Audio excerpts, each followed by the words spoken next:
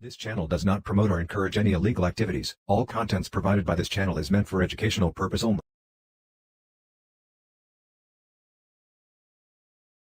Let's have a little bit of this. I get the big Bob Marley joint. Look at this. Here, try this. Carl, I really don't do this very often. You're gonna love this. Is dynamite hack. Watch out for this. Maybe one drag. Say you're in a Caribbean bungalow and you're kind of high. An exotic woman on the bed.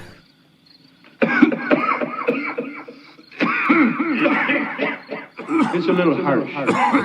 Now, is she just the high-priced whore you asked for? Or is she an assassin? Here. Cannonball. Right back. Here's room service. Who ordered champagne? How should I know? Exactly. You're baked. You can't remember. And then one more of these right on top of Cannonball. Cannonball coming. Point is, you come out of the John waving this around, nobody's gonna bug you for a tip.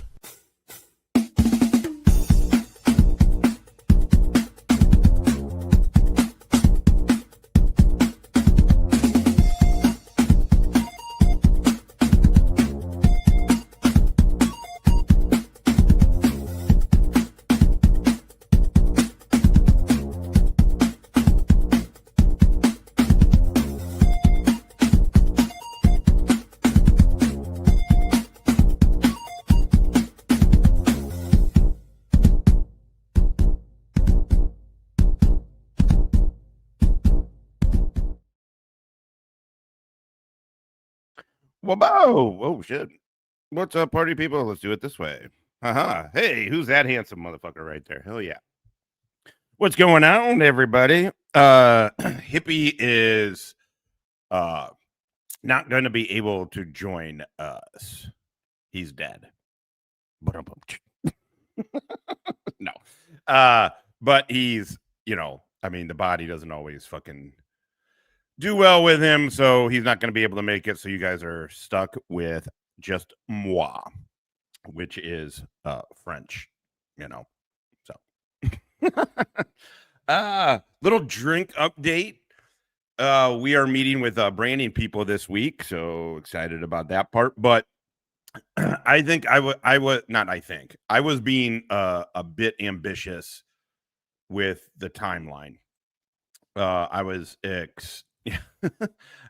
excited to tell you guys because we are going to be doing a bunch of stuff. There's going to be, like I said, there's going to be shows. We're going to be doing tasting. We're going to film all that shit, record all of it, document it, that kind of shit. But it's probably going to be April. It's going to be next spring before the actual drink. I was not really taking into account the amount of time and, you got to hit up investors and shit. Like there's just, I was thinking, we'd have something by the end of the year, but no. So anyway, just stand by. It's happening though. Right now it's Veteran Beverage Company. We may change that title depending on, what the branding lady sitting here below my fucking note. What the branding lady says. Hold on. Sorry. Hold on. Give me a sec.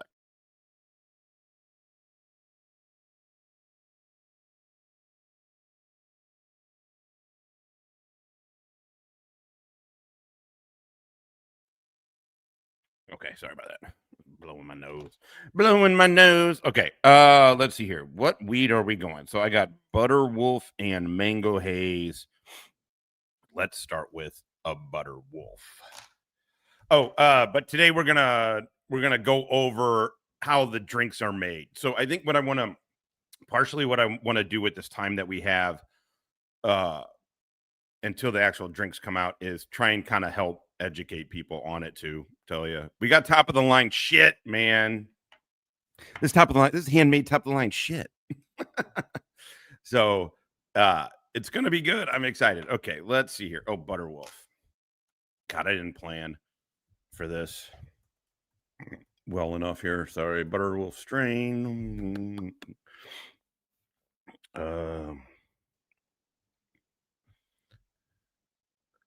Whoops, and you can't see it.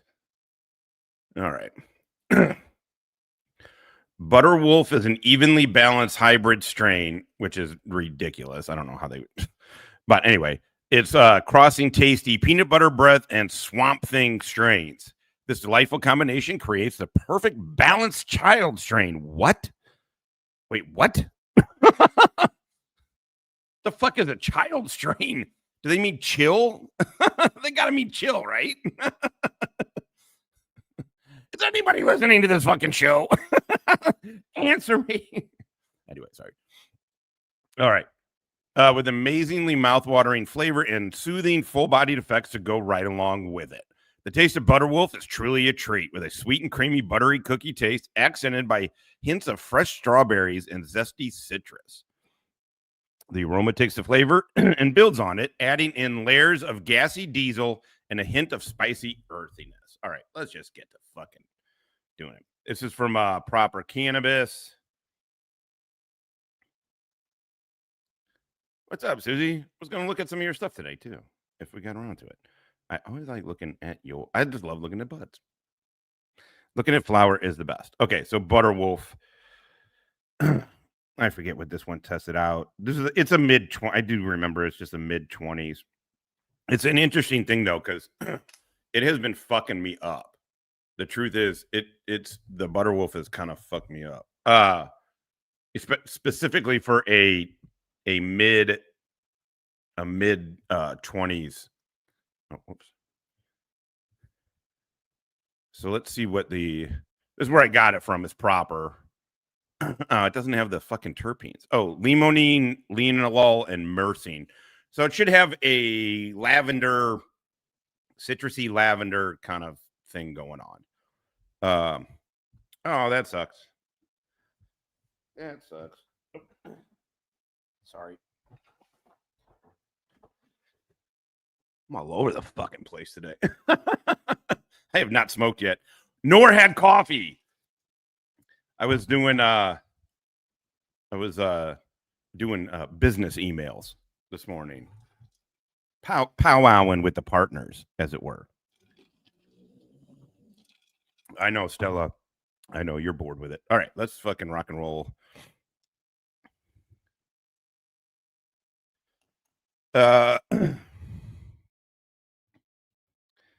Is that some kind of grower thing? They got this chair and now it like slowly sinks. Damn it. You know, when you raise it up, it doesn't really stay. All right. So now I got a nice big 1 gram baseball bat motherfucker going. Oh, also, these videos, our last live got turned to 18 and over. I assume most people are logged in, but oh, this is annoying as fuck. Look how short I've gotten from this. Fuck. Oh, god damn it. This is annoying. This thing really went fucking low. So if for some odd reason, if you're not logged in and you're not seeing videos, it's because everything's fucking, they're making anything now. If I don't know. I don't know what I showed. Maybe they saw the pipe. Maybe they saw the bong last time. The water pipe. I don't know. But they've been making these 18 and over. So also, God, this is terrible. I'm way too fucking low. Hold on.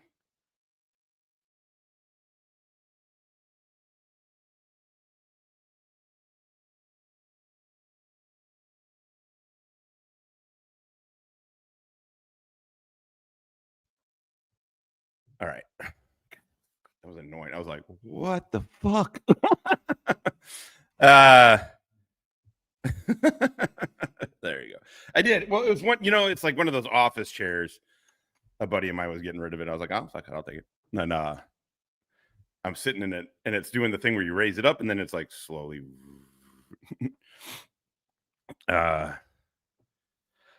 One of the things I do want to start, and this is like way the fuck down the road, so this is all totally aspirational, but I do eventually want a brick and mortar store. And part of what I want in that store is to grow and then to teach. I mean, anybody that wants, but vets really, set it up like, hey, come learn how to grow fucking weed, maybe give away seeds, some shit like that. I don't know. It's really helped me a lot. So, also, you'll notice some videos started coming up. They're all members only. A bunch of them are old. I guess I privatized all of them, which I didn't, and then I was going back through and members only. I didn't really mean to privatize all of them, but it's treating it like it's republishing it. So anyway, Mobile Mags, what's up, Fox? I do. I'm not going to get into the drama shit, but I did notice that Ernie was in a fucking bad situation. I hope that dude just gets the help he needs, man.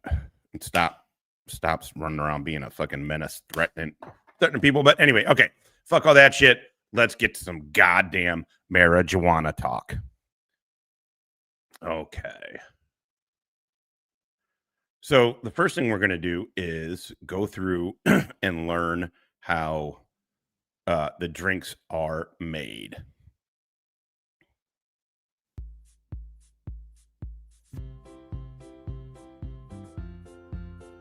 This is Jeremy. Jeremy likes to get high. Yeah, Jeremy. Hey, this is Josh. Josh loves getting high. Is today Columbus Day? It is. I'm a bad Italian for not knowing. Hey, we're back. We're back, Italians. That's Trump said. Jeremy can't get high before work because he works in the office. Whenever Jeremy smokes, he coughs hard, and his clothes smell for the rest of the day. Fuck you, Jeremy. Cannabis helped him with anxiety and sleep problems, so quitting was not an option. Jeremy needed a solution. He decided. Okay. I didn't watch this whole thing, or at least watch it closely. Cannabis is not a fucking panacea, guys. It's a wonderful organic plant that you can grow yourself. So, Missy, I grow. You can totally grow yourself. Excuse me. It has helped me in numerous fucking ways. It has helped me, both me and Hippie, and others, truthfully, and others. But but it is not. If quitting is not an option, I feel like you're doing shit wrong. Like you're just trading an addiction for another addiction. But also, why do your clothes smell like weed at work if you smoke at night? Whatever. I'm not buy our drinks. I'm just shitting on this thing. Mobile Mags, I gotta be honest, I'm doing goddamn fucking fantastic. Goddamn fucking fantastic. We through a group, through friends, through the building of a Marine that I served with 20 years ago in Venezuela. Yeah, everything's good. Everything is good, which is nice. And me and Hippie are about to fucking make something. Decided to try edibles. Hope you're It good. was a disaster. It was a big mistake. He wasn't sure about the correct dosage of THC, so he took way too much. He fell asleep at the meeting, couldn't concentrate, had a weed hangover, and... Okay.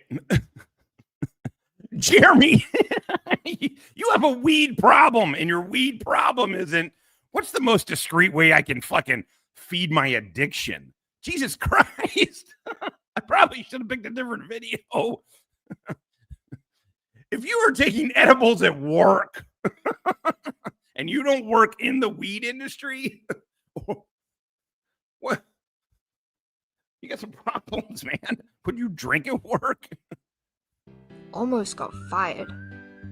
Luckily, Jeremy's neighbor Tom was in a similar situation. However, he doesn't smoke before his job and does not consume edibles.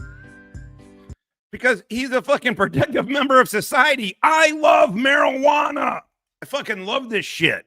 I love the way it makes me feel. I love when even when it's not super elevated, that it just pain goes away. It calms me down. You have a weed problem.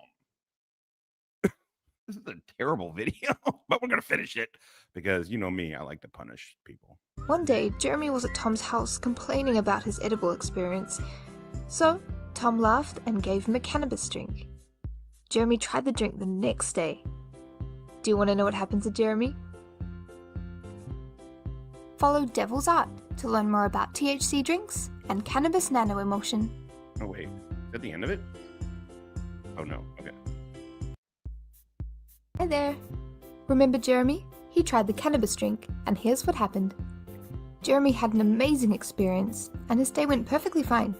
He came back to Tom's house and asked, "What's the difference between edibles and drinks?" So, Tom explained, Fuck if I know. drinks and edibles are completely different. Edibles are absorbed through the stomach and the digestive system, taking at least 40 minutes for the effect to begin. As the THC is not evenly spread throughout the edible, this can lead to spikes and valleys throughout your experience. This is what makes it very difficult to regulate dosages with edibles. Alternatively, I think that, how old is this video? I think that's changed a little bit. Okay, this is 3 years old. I would actually say that nowadays, I think as long as you're getting reputable edibles, it's really regulated here. So you're getting good edibles. Like and for example, our drinks, our emulsion people that we're working with to make the drinks, like they can get 3 times potency on half amount of emulsions. So what that means is they have to use, they can just use a little bit of it in the drink, so it doesn't. But that also makes it even. It hits very fast. It hits very. Their emulsions are made to hit very quickly, which is better than whatchamacallit, in my mind, because edibles can sometimes take a bit. Oh, do you? Nice. What's up, Kujin? What's up? ¿Cómo está? Oh my God, what skinny? What's his? Fucking.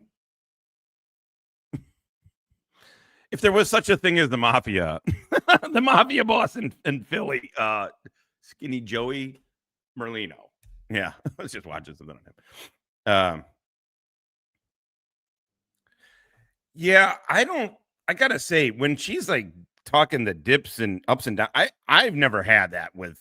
I've never like gone down and then backed the fuck up on edibles. I think that's a little ridiculous. But what I will say though is sometimes, yeah, there's no such thing. There's no such. I don't know what everybody's talking about. Prejudice against Italians, celebrating their heritage in this day and age. Hey, Laura Rader, how's it going? Haven't seen you for a bit. How you doing? So anyway, yeah, I thank you for stopping by, Laura. And writes on for member por 22 meses. American, Italian, American. Bene, bene, molto bene. Really? I've never had the ups and downs. I've never had that ups and downs. That's really. But anyway, okay, let's watch. But the point of the drinks and our drinks, and truth is, Mighty Kind, I don't know who their emulsion, I don't know who their people, I don't know where he gets it done and all that. Mighty Kind guy, but he does look for high-end stuff, high-end co-packs, all that stuff. And his drinks are also made, they hit in about 5 minutes. Oh, that would be that'd be funny. Be nice to have I mean, food is such a loss, but I mean, I was thinking about it. When you're just sort of pie in the sky in it a little bit, right? Because I do want a brick and mortar store eventually, but I think what we're going to do is invest that money back into more cans and having a larger, maybe, I don't know. Anyway, I shouldn't tell you my strategy. Here we go. the effects of drinks start almost immediately. It can take less than 15 minutes. I didn't even know they still made all The that. body absorbs it into the bloodstream bypassing the digestive system. Since it's a water-soluble liquid, it leads to a stable and consistent effect each time. With drinks, the THC is uniformly distributed, making it easier to regulate and control. I mean, I suppose. I think that, I don't know. But I think the better the edibles get, the higher end the edibles get. I think it's, I don't know. I think it's all the same. Hey, Mr. Nobody's lurking. What's going on, buddy? How you doing? Chalet Candy Company. I fucking like that. I do. This is a lot of meat, right? This is too much meat. All right. The fuck was I gonna say? Oh, I would honestly. I mean, most people in here, right? You guys have tried the mighty kind. I mean, I would almost equate it to like getting high with a joint or whatever, or flower, in the sense that it hits pretty quick. It hits quick. I mean, a joint hits pretty immediate, right? But I mean, in 5 minutes, I'm feeling a seltzer for sure. And then, but it doesn't last as long either. You know, like edibles can last you a few hours.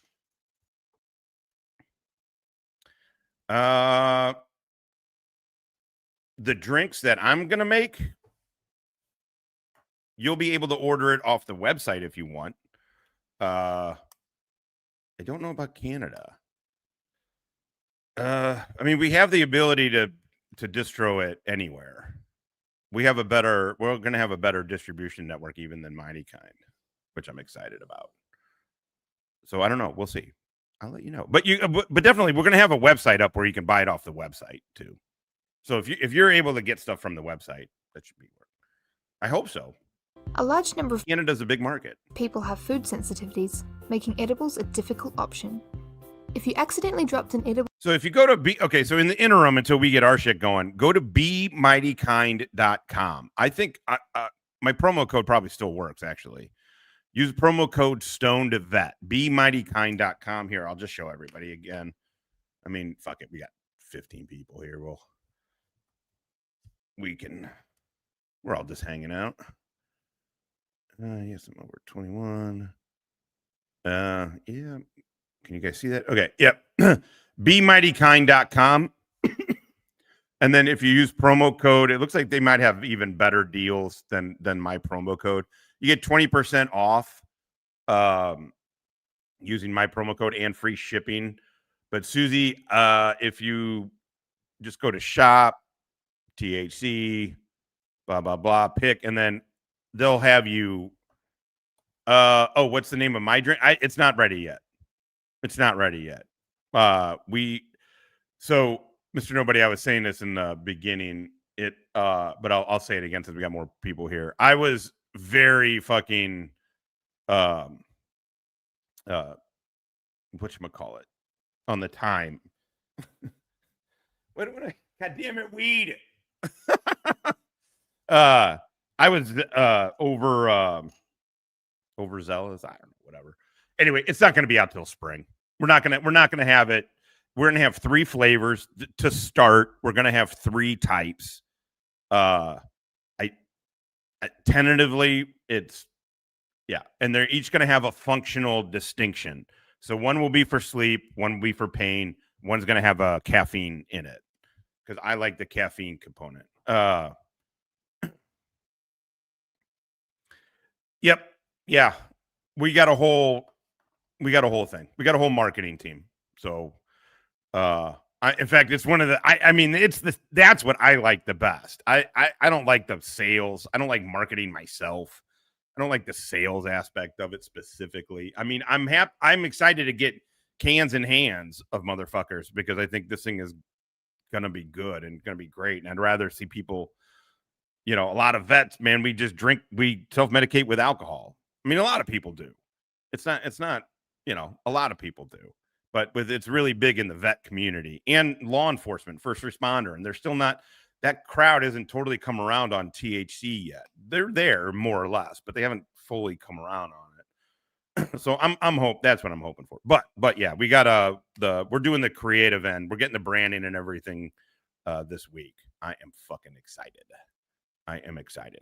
But the name may change. Right now, tentatively, I have it as Veteran Beverage Company, but depending on what the branding lady says. What does the good branding lady say?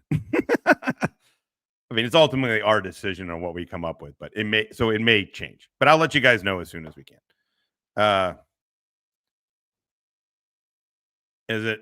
Yeah, that makes sense. That makes sense. The Mighty Kind drinks are good. Listen, I'm not discouraging you. I'm not shitting on Mighty Kind. It's just our partnership has run its course, and mostly because we're starting our own thing. I believe in the drinks. I believe in what the drinks can do. I think not everybody wants to smell like a joint. I mean, they're not wrong. Not everybody wants to smell like weed.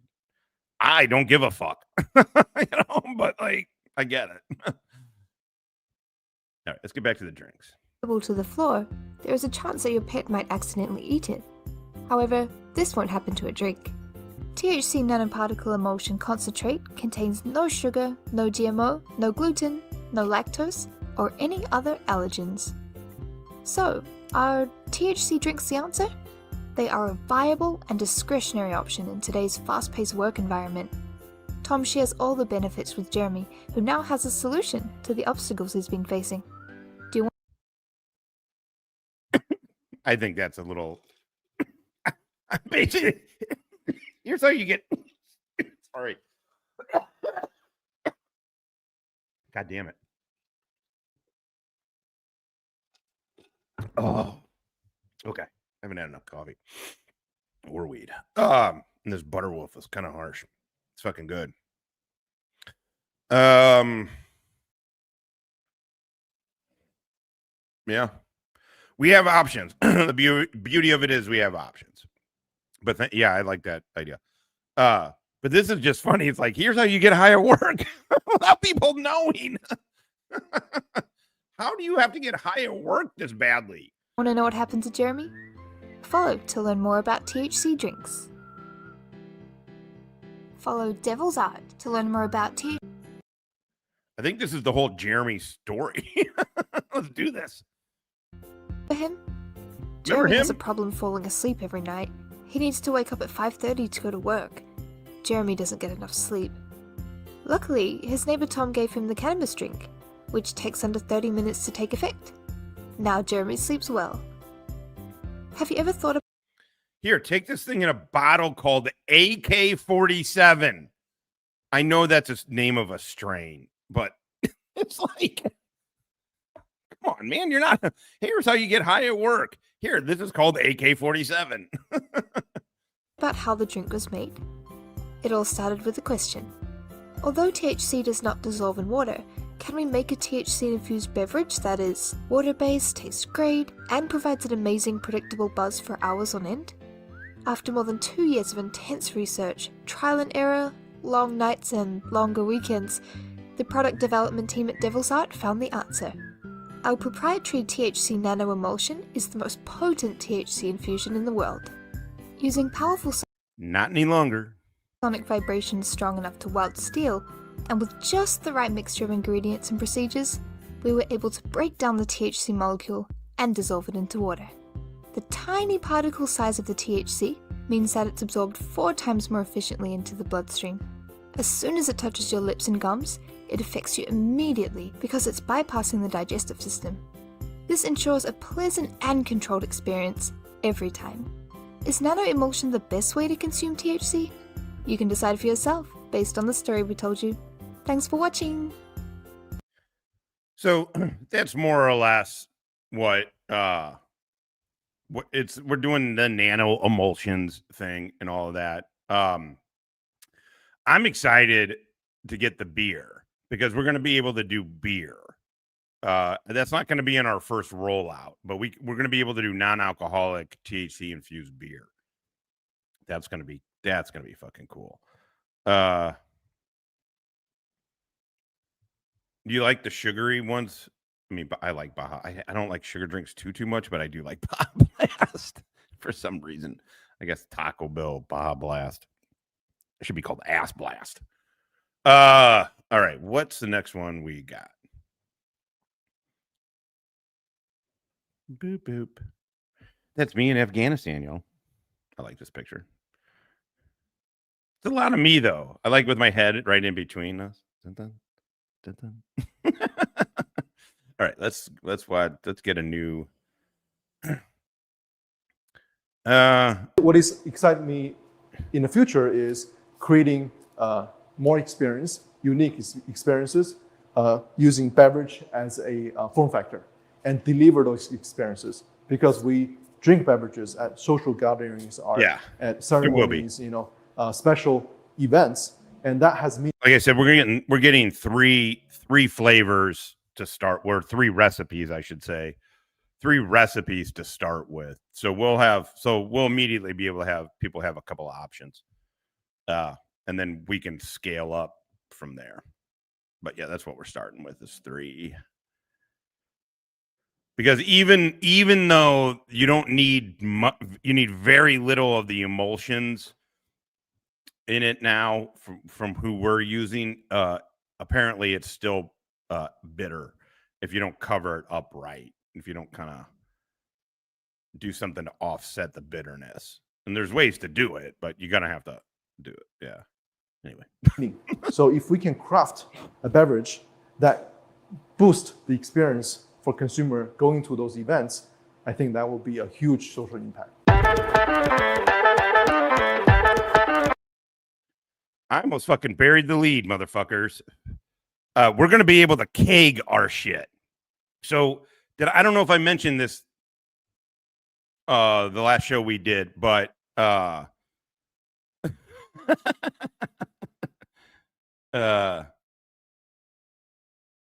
don't know.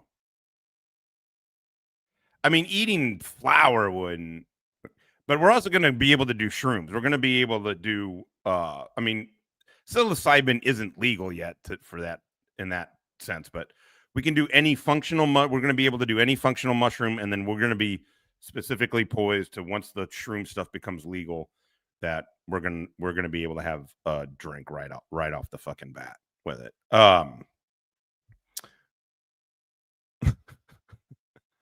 We're fuck stick fruit. I mean, we're definitely gonna do the variety pack thing like we were talking about it last time. I really love the idea. Just a YouTube, because it's not gonna sell in stores, but it'll be like an online, for YouTubers, get a special discount or something on it. And have it be called shit like this.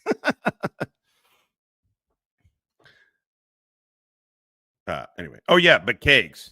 No, we're able to get kegs. Yeah. So also the VFW partnered with a THC brand, a THC drink, a hemp drink that is gonna put that hemp drink into VFWs nationally. That is great news. And then we're going to be able to have cakes. So if any of you guys ever get a bar or anything and you're like, hey, I'd like to have this on tap, boom, we'll be able to do that. Yeah. Yep, totally. We got a whole plan. It's really great. We're very fortunate.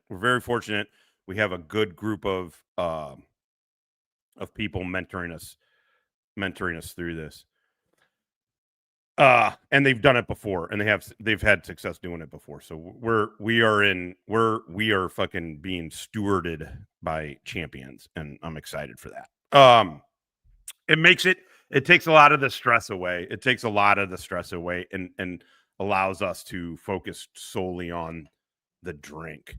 And then we're gonna own the recipe too. So no matter what, we'll own it. Woodrow, how funny would it be if I got Kimmy's Titty Sweats THC drink into VFWs before Todd got a single poster up in the VFW? That's what we're building this week. Yeah, it's all good.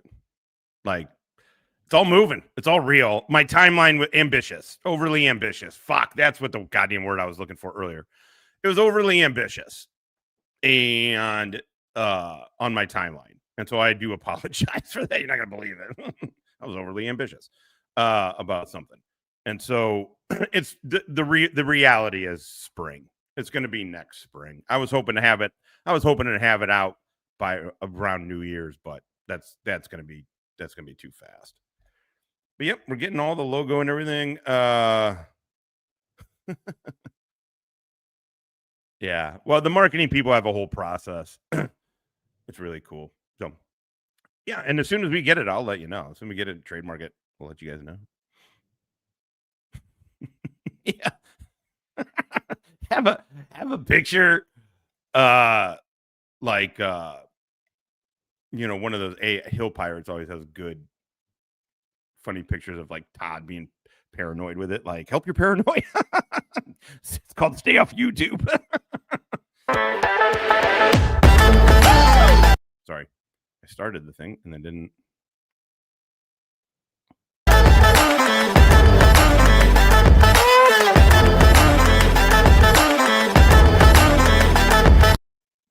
Okay, this is how they're developed. This is 2 years ago.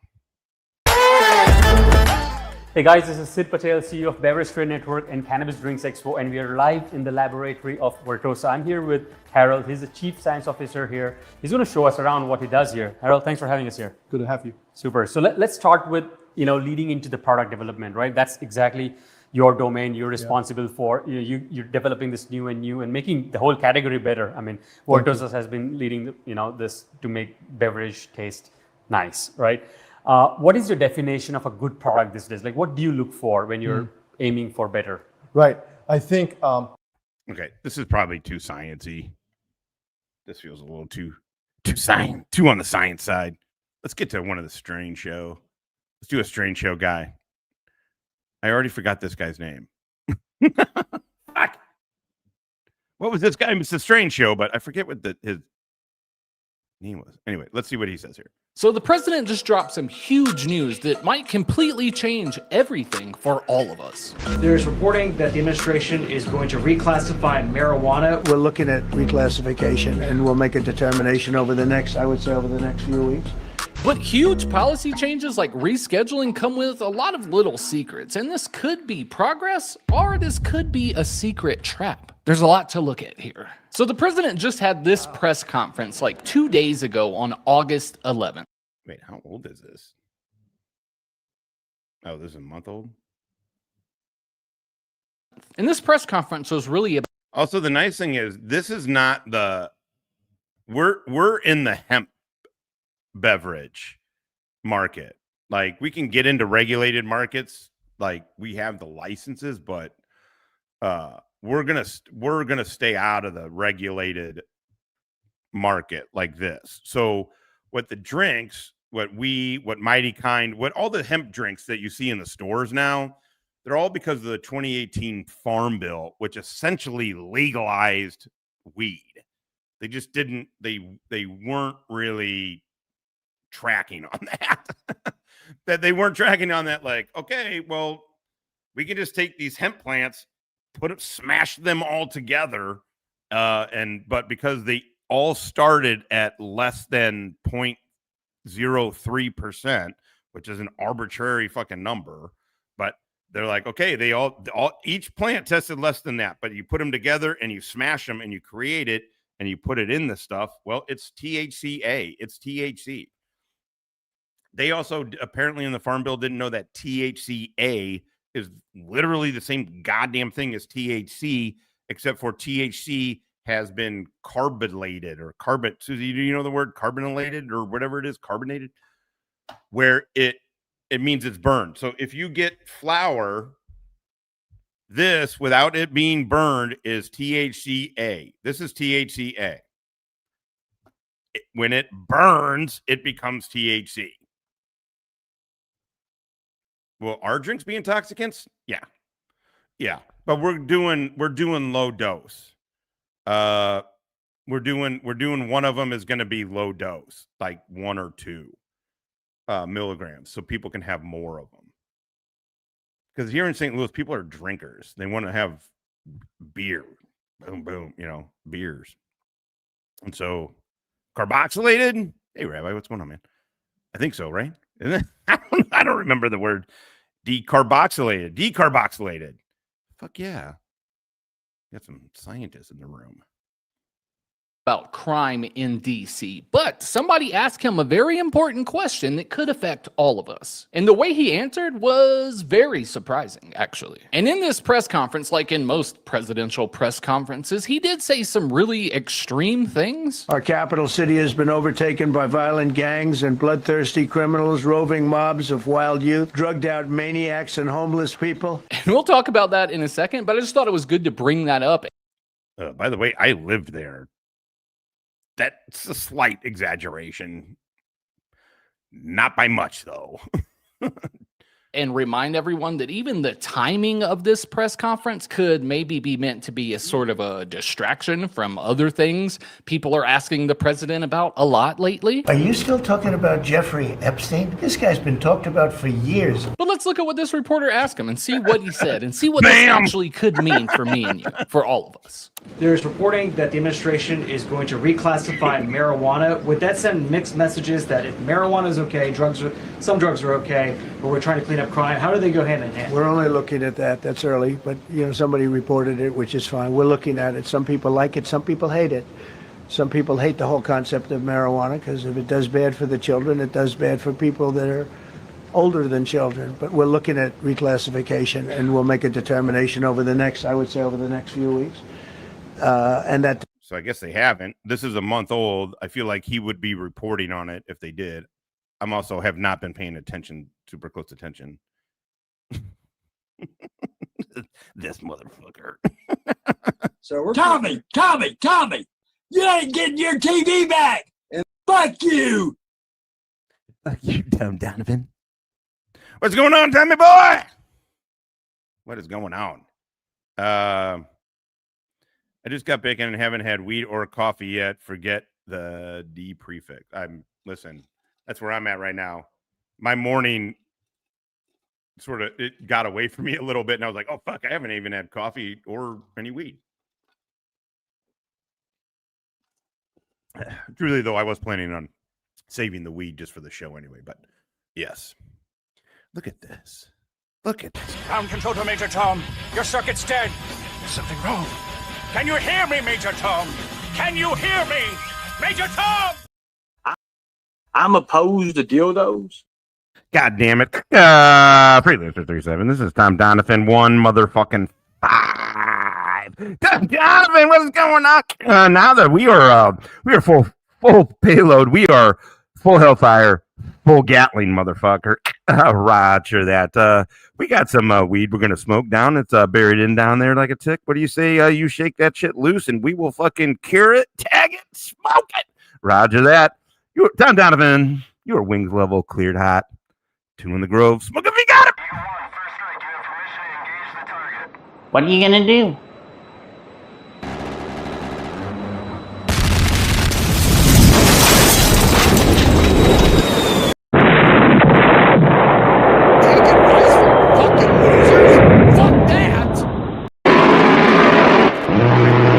Never go with a hippie to a second location. Tom Donovan 1-5. This is Freelancer 37. Good shooting, Tex. Ground team's moving in. 50 cal is what we in the industry like to recall live. Weed snipe in place. Roger, take that motherfucking shot.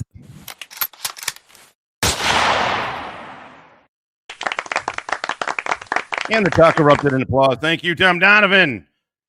Though, it doesn't matter how many fucking gifted memberships you give, how much you support the channel. So we're Tommy, you ain't getting your TV back. And fuck you. Perfect. Thank you, Mr. Nobody. I appreciate it. This is a joke, but it's fitting. I don't know. Take advice from fucking losers? Fuck that. Fuck that. I'm just fucking around. No, thank you. That's good advice. Yeah. I very much appreciate it. All right, let's get back to determination. Hopefully will be the right one. It's a very complicated subject. The subject of marijuana. I've heard great things having to do with medical, and I've had bad things having to do with just about everything else. But medical and, for pain and various things, I've heard some pretty good things. But for other things, I've heard some pretty bad things. Look, I get it. I get what I voted for, but you're not saying anything. I've heard good things. I've heard bad things. Other part of your question, we're just going to see what happens with it all. You're going to have. So he's saying that for medical, he's heard good things, but for everything else, he's heard a lot of bad things. I wonder what he's talking about. What has he actually heard that's bad things? Well, shit, I know of some things he's heard because we're about to look at them. But he also says this decision is going to come in the next few weeks. We're talking about federal rescheduling. And this is something we've all been hearing about for years. We've actually been hearing about this since the beginning of the Biden administration. So to hear the president say that we will have a decision on this within the next couple of weeks, that could be huge, because right now, as it stands, Schedule 1, it's the most restrictive level out of everything. So when we're talking about moving it to Schedule 3, we're going to move it down to the level of things like testosterone. Because right now, under Schedule 1, this plant is listed as having no accepted medical use and a high potential for abuse. And that's why it's been nearly impossible for researchers to study this plant, even though 38...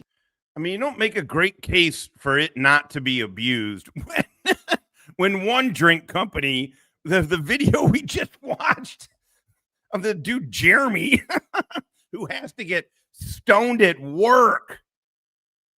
He's falling asleep. If you have insomnia, I had insomnia. Now, some of it was fucking prescribed speed induced, but it was insomnia. And smoking weed, I was trying to do. I wouldn't want to do it during the day. That's a really bad idea. Anyway. Sometimes stoners are our own worst enemies with this shit. States have legalized it for medical use, and 24 states have legalized it for recreational use. So if it was moved to Schedule 3, the government would officially recognize it as having medical uses, research would get easier, and businesses could finally claim normal business deductions on taxes, which could be huge. Because many of these companies currently pay effective tax rates of 70% or more. So this is why, I mean, also the opportunity was presented to us. So, and it seemed the right thing, but what he's saying here is why I initially wanted, Wally was really trying to hunt it down on how to get our own strain, how to get like a Stone Vet strain, for whatever, lack of a better, just our own strain. And the problem with that is that everything's regulated by state to state, and you're in the regulated industry is making money. Some people are making money hand over fist for sure, but you can't do a lot. We are going to fall into the federally legal category. So luckily we don't have to deal with all of this, but this is part of why the drinks, because I was kind of like, I don't know, people are always smoking. People are looking for that. But then partnering with Mighty Kind and talking to Josh Grigaitis, they're the owner of Mighty Kind. And then seeing you guys have such a positive response to it on the show, I was like, man, drinks are kind of the way to go. Kind of the way to go, motherfuckers. Kind of the way to go. We're in business, doing business, making business moves. Because these businesses that work with this plant, they can't deduct normal business expenses. So things that every other business can deduct, these companies can't. Oh, yeah. So this could also be a big boom. Yeah.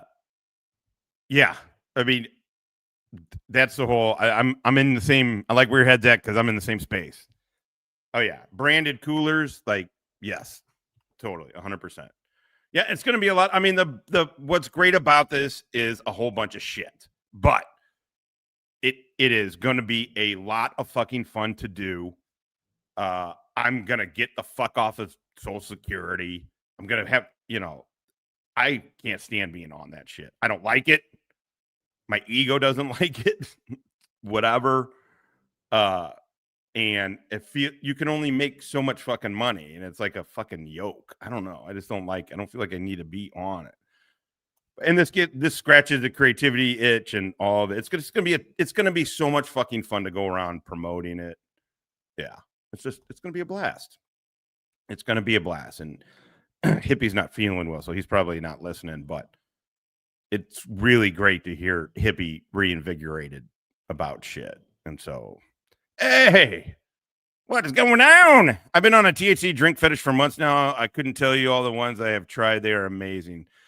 Nice. I was going to duck into your show, the Bong Rips, the morning Rips show. Guys, go check out Clean Sanchez Media. They do a morning stoner show too. But yeah, I've been waiting to tell you, but I was going to reach out to you actually once things got a little bit firmer. I wanted to talk to you too, but yeah, I think the drinks are the fucking are where. Listen, I love flower. I love fucking smoking. but drinks are going to allow it to become communal. You know, it's going to be sitting around a campfire, fucking golfing, doing whatever the fuck, you know, like you can have and then we're going to have low dosage ones so you can drink more of them. You know, like if you're doing something and you want to have 6 of them, you can have, you know, the ones that are getting into the VFW are going to be really strong. I don't know why. Yes. I don't know why you'd make a drink so strong that people are only going to buy one of them, but you know, hey, good to go. I like competition. Thank you, brother. It's the best idea I've had. Are you getting into the industry? Mighty Kind is great, but dude, Jones Soda has a drink out now. Normandy, my lord, man. Jones Soda is fantastic, everybody. Check out Jones Soda. For real. I agree with you. They were putting out, if you like the sugar. It's a sugar drink, but it's fucking good. I agree with you. And yes, man, we are officially in the industry. We're not going to have we're not going to have a drink until next spring.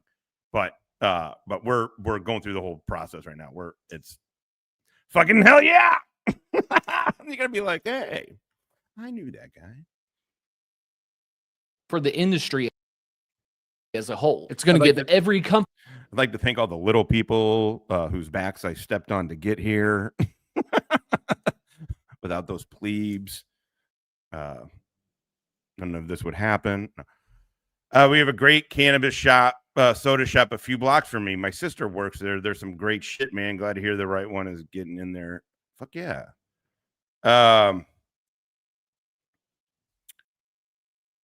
There are several projects going on in production in the new year about the wars in Afghanistan and Iraq. You should try to get a job as an advisor. Worst part would be spending time in LA. That's a terrible part.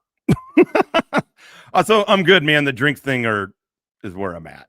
The drink, I want to bring people together. Look, it's pro. I'm obviously pro. Look at my picture I got. I'm pro-military. I'm all for that, but I don't want to. I don't know. There's other guys that could do that. I like the stoner shit. I like finding my zen with friends in a fucking joint.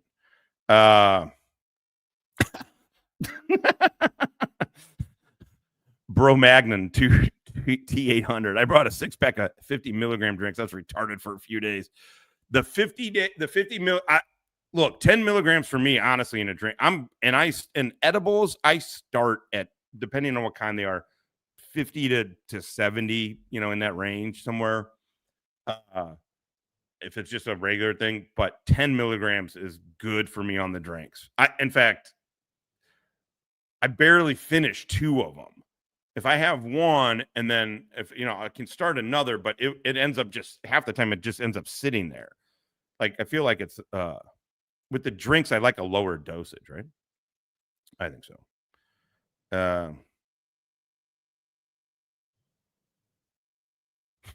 I scheduled naps after finishing can't, right? I had one, I thought it was 20 milligrams. Because I bought it. It was in the dispensary, so I knew it was a little higher. But it's from Keef is the brand. Keef. They're really good too. The Jones, what was the Soda Jones? What was Clean? Are you still in here? What was it again? I forget what it was, but it was Jones Soda. Yeah, Jones Soda.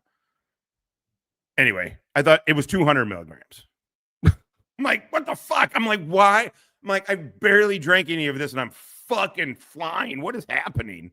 And I had my glasses when I got home. I'm like, oh, 200 milligrams, motherfucker.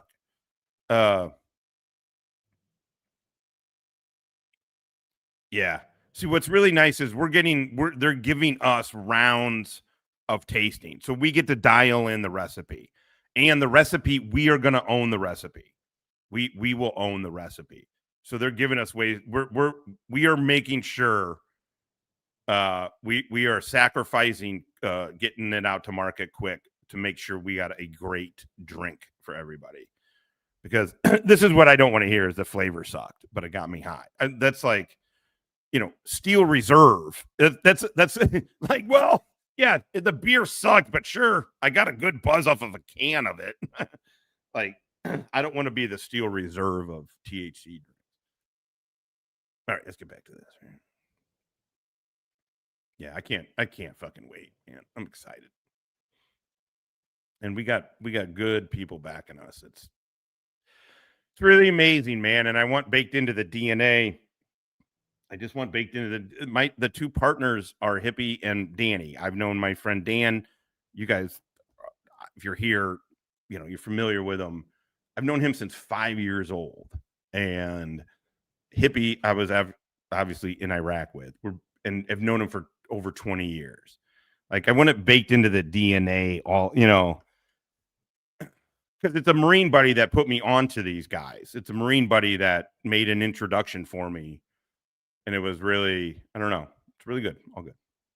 More money to put back into their business. That's a good thing for me and you, the consumer. Right? But this would not make this plant federally legal for recreational use. And maybe all the shops might have to even register with the DEA moving forward. We're going to cover that in a second. But there's also something else in Congress right now called the States 2.0 Act. And if this is passed, it would end the federal prohibition entirely and let each state decide its own laws, like the same way alcohol is handled after prohibition ended. So if the States 2.0 Act passed after rescheduling, states could keep whatever system they have now. And that's a much bigger change that's separate from Trump's announcement 2 days ago. So with this States 2.0 Act happening at the same time as this talk of rescheduling, this could be the change we're all looking for. This could allow the states to keep what laws they have now and do things how they see fit, but also end federal prohibition. Like, this wouldn't be a Schedule 1 federally illegal thing anymore. It would be up to the states. It would still be a Schedule 3 or whatever, but the states would be able to decide what they do, which I think might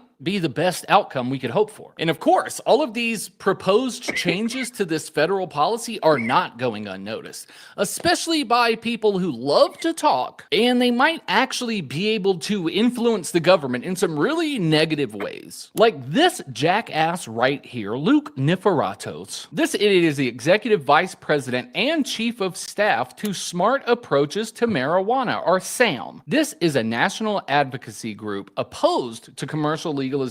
This is basically just a group that lobbies Congress to keep this plant illegal, and they are well known for just saying anything they want to say, whether it's factual or not. They'll say anything they want to say to try to convince people against these policies. It's really a hard... I mean, it just doesn't that, couldn't you just substitute that for any YouTuber? You know what I mean? Like, it's so amazing to me. Like, and no matter what level, there always is just shit talking. But the drinks, yeah. This is why the drinks are going to become kind of, I mean, look, I don't know. Nobody knows, but the way nobody knows for sure right now.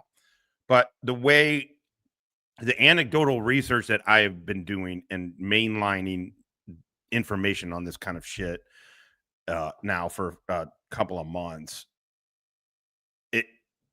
the drinks are good, but you still have to have the weed farms. One of the nice things with with what we're doing and who we're working with is it's all one process. It's all one company. It's all one thing.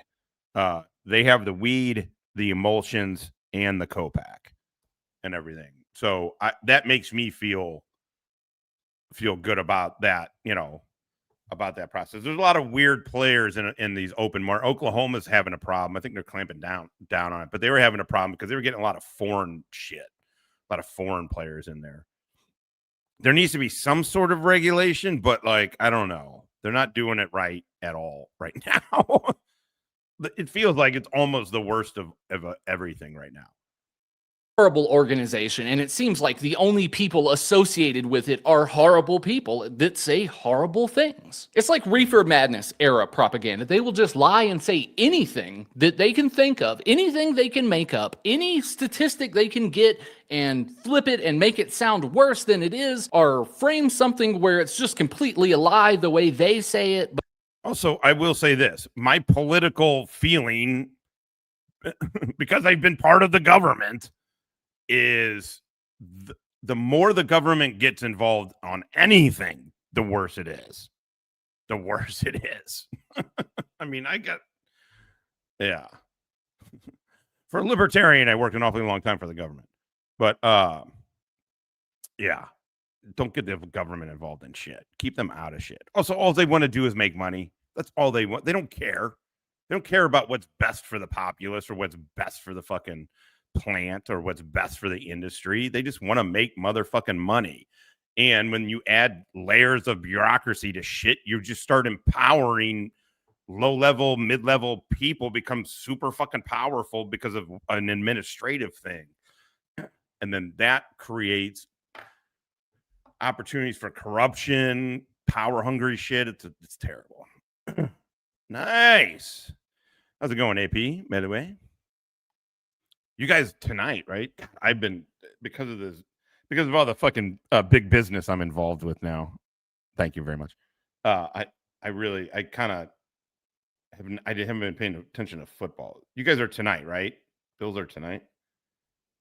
Sorry, I'm looking it up. Shouldn't take me this long. NFL. Yeah. Okay, you guys are tonight. Good. Yeah, perfect. Cool. Yeah, I need to start growing. I part of why I want a brick and mortar is so I have a place to grow weed. Dude. I mean, obviously you can just grow it here, but I'd rather just, I don't know. Maybe I just will. Anyway. But it's based on some inkling of truth. They're shady. They're dirty. I hate these people so much. And not just because of their views and their opinions. That's fine. Have your own views and opinions. That's fine. But these people are able to get in front of Congress and they testify before the U.S. Congress on these policies that affect the entire United States when they're not qualified to do so at all. Like, there's nothing in these people's backgrounds that would qualify them to know anything about any of the stuff they're talking about, but they got a whole lot of money to throw around, so that's all it takes in the government is you just need a bunch of money. This guy's bio does not list medical, pharmacology, botany, or any public health graduate credentials or any peer-reviewed research. He's not a scientist or a clinician in this field or in any field, so it doesn't seem like he should be treated as an expert. Ugh. Doesn't he just look like looks like that annoying Christian guy? What's up, GMK? You talking about me or this lobbyist dude? Same, I guess. On plant pharmacology or medical outcomes. His background is in advocacy and policy change and basically just complaining. He writes op-eds, articles on his own websites that he owns that aren't peer-reviewed or anything, just to complain about shit he doesn't like, specifically cannabis. This is the same guy. I mean, really though, this is what I'm talking about. This guy makes $100 million a year lobbying against marijuana and shit, right? But it's still just talking shit, creating a website and talking shit about something. Why is that in our nature so much? It's really amazing. I didn't know everybody talked shit this much until I got on YouTube, and then I was part of it. Am part of it, whatever. But like, I just didn't realize there was as much shit talking constantly. Yeah, exactly. I wish I could. It's been a bit since we watched the Strange Show, the redhead guy's. I forget his name. I mean, it is kind of funny how he's acting like this is the only lobbyist ever. You know what I mean? Also, I think when you have people who are questioning shit, that's good. Because if the pro pot people had their way, they would act like it's a, I know I overuse the word panacea for this, but it's just like that is a panacea for every fucking thing, like it's some kind of snake oil elixir. No, you got to have people like, hold on, it's still an intoxicant. I mean, coffee. Think about this though. How acceptable is it if someone's like, don't talk to me until I had my coffee? You're like, oh, but you're like, that's a real thing. But if somebody was like, don't talk to me until I had my weed, or don't talk to me until I had my alcohol, I think to me, weed is akin to caffeine for me. Partially my tolerance, also kind of just the way I use it. I don't know. I forget where. Maybe weed does make me dumb. It makes me forget what the fuck I was talking about. But lobbyists, you're always going to have these lobbyists, and it's always good. It is, man. What's the phrase, right? Pigs get fed, hogs get slaughtered. Isn't that the term? He could be spending that money smoking marijuana. I agree. I love smoking weed. People used to go into the mountains and grow the kind, one hit and quit bud. Now they just want uniform mediocrity and point you towards infused bud if you want to get couch locked. I am done with the infused. I'm done with the infused. I mean, I don't know. Maybe again, I stopped smoking. It was fucking my lungs up. And I'm like, is this really better? Am I enjoying this? Is this a better high? No, it's not. And then I went the other way. I was like, also, I got to save money. Like, I need economical weed. And there's good, proper. I just went to, a dispensary that I have confidence in because they own from farm, they're a fully vertically integrated thing from farm to customer kind of deal. And I know they overpriced bud. So I just went for a lower price bud and I get great fucking results from it. Oh, goddamn.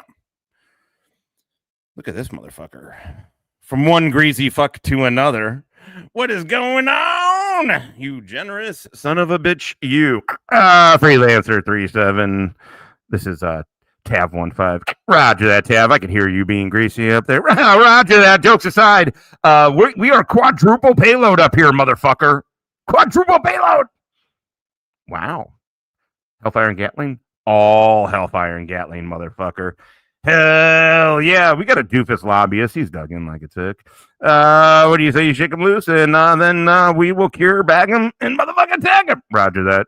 Your wings level cleared hot. Doofus in the lobby. Smoke him if you got it. Eagle 1, first strike. You have permission to engage the target. Good luck, motherfucker.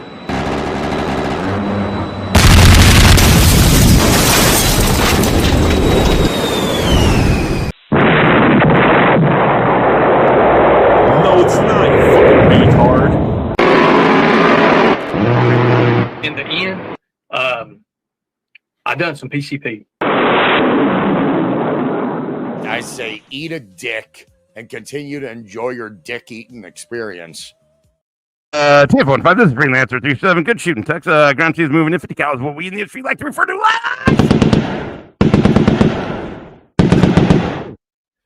Roger that. Doofus snipe in place. Roger that. Take that motherfucking shot.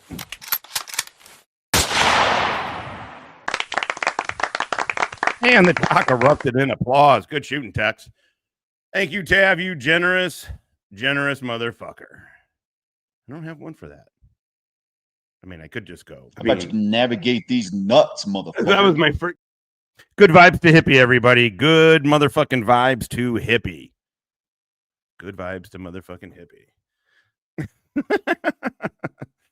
I mean, Thank you, Tab. Thank you, man. Well, now here's the deal: is that these people are like, I showed up and I told you guys, right? I did the first two meetings in a button down and everything, no hat. They're like, the fuck? And they're like, we watched your show, and I was like, oh shit. They're like, we getting that Josh or this Josh? I'm like, oh no, that's the real. Like, oh, you guys are finding value in me being kind of a nut job. All right. All right. What's up, Virgo away? Yeah. Tav fucking getting the fucking Tav spray over here. For shizzle, my nizzle. All right, let's do this. Thank you, Tav. Who helped lead a Colorado ballot effort to limit potency and impose tighter rules for all of the shops in this whole state, which failed miserably, and people called him out for misrepresenting the facts. But like I said, this guy regularly testifies before the US Congress on these policies, which isn't looking good when he is now saying this. Legalization is literally the cover for drug dealers to continue doing what they do. And not only that, yeah, how you defeat their propaganda is by just doing good. I mean, that's ridiculous. Legalization is the cover for drug dealers. Legalization has promoted the use of the substance, so it's creating more demand, and that demand is then going to the black market, going to the dealers, going to the cartels. And so we're having more issues with violent crime and property crime. In fact, there's a lot of research now that's coming out in Colorado and a couple other states that's found in places where there's legalization, there's more violent crime. It's gone up astronomically in Colorado since we legalized it, more property crime. And that's because we're seeing more cartel activity, more drug dealers involved. It's odd to me to see some Republicans out there espousing legalization of marijuana for whatever reason, liberty reasons, whatever it might be, when we're in the middle of a crime crisis. We're pointing to violent crime. We're pointing to property crime. You ask any chief of police what the driving factor is for. This dude and Todd go to the same fucking place for their stats. Right? No, nobody believes this guy, right? I mean, I shouldn't say nobody. Nobody here. Also, you're not going to get him out of the record business either. Really, they're just in suits on Wall Street. It's the same shit, you know. I don't know what he thinks. I also, this is such an archaic viewpoint on all of it. Just even on how, on the business of it, it's an arcane. If you are like, hey man, I still don't think people should smoke it. Okay, I guess, but what? People shouldn't smoke cigarettes either. They sell those. People shouldn't drink either, technically. Really, caffeine is a drug. It's just a fucking plant. And because it's so easy now, especially now, to grow it and everything, and it's a wishy-washy, it's a lot of gray space. You're gonna get gangsters in shit for sure. Plus, it's making money. If you can get a dispensary open, yeah, I mean, maybe the market might be a bit saturated on that, but I don't know. Yeah, out of garbage, right? There's no such thing as the mafia, but if the mafia was a real thing, they'd probably be involved in something like that. Or property theft and car theft. It's to buy drugs. So it is a really weird look to, on the one hand, say, we need to address the crime crisis in this country. And then on the other hand, say, let's keep passing laws to legalize marijuana when we know from the research that it is driving up crime in states that have chosen to legalize it. You look at the crime rates in Colorado and California and these other states and compare it to the crime rates in states where they don't have legal marijuana and they don't have legal drugs. It is a totally different picture. Okay, all of that was a lie. Like every single word of that was a complete lie. Let's just quickly look at the evidence. So first he says legalization is driving up the demand and that all of this is going to the cartels. But that, I think we all know, that's just doesn't make any sense. We don't need any facts to prove that isn't true. For some reason well, first of all, that's a weird statement. You always need facts to prove something isn't true. But I can just tell you right now, in Missouri, I don't know for certain for any, I can't speak on any other place, but Missouri, you have to get the dispensaries have to use Missouri weed, and they've done a good job. The regulated people have done a good job. So when our big guy, Proper Cannabis, who I always buy my shit from, they got bought. They just recently got bought by a multi-state company, regulated company. They're in Minnesota, based out of Minnesota, but now they're in Florida, St. Missouri, and I forget the other places, but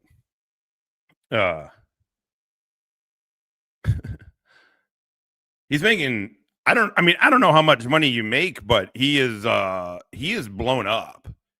I like his channel. He's got 385. Oh wow, he got up to 385 subs. Yeah, this is 205 a month ago. Yeah, people watch him. He gets a good live.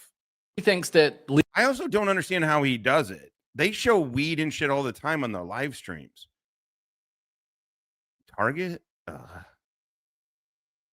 I'm telling you, man, we're trying to get into before the big guys just start buying everything the fuck up. Alcohol is going to be, I think alcohol is just waiting to get the lay of the land on how the hemp bill and these hemp drinks, are they going to stay legal?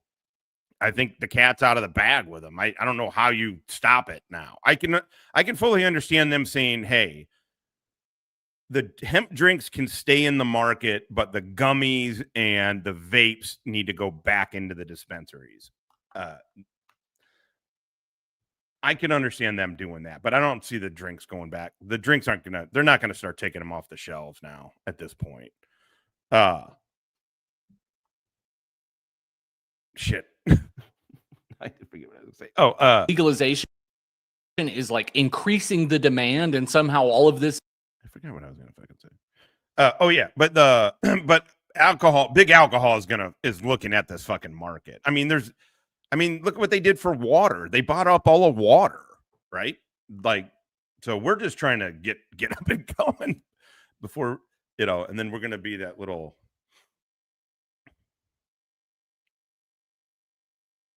Yeah. So yes. Yeah, they are.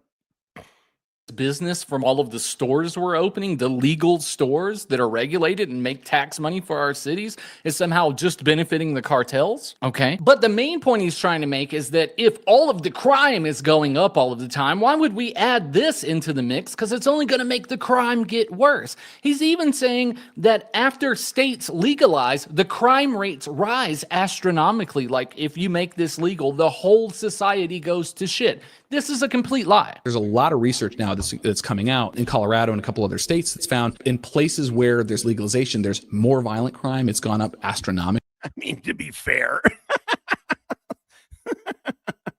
that's what I'm doing.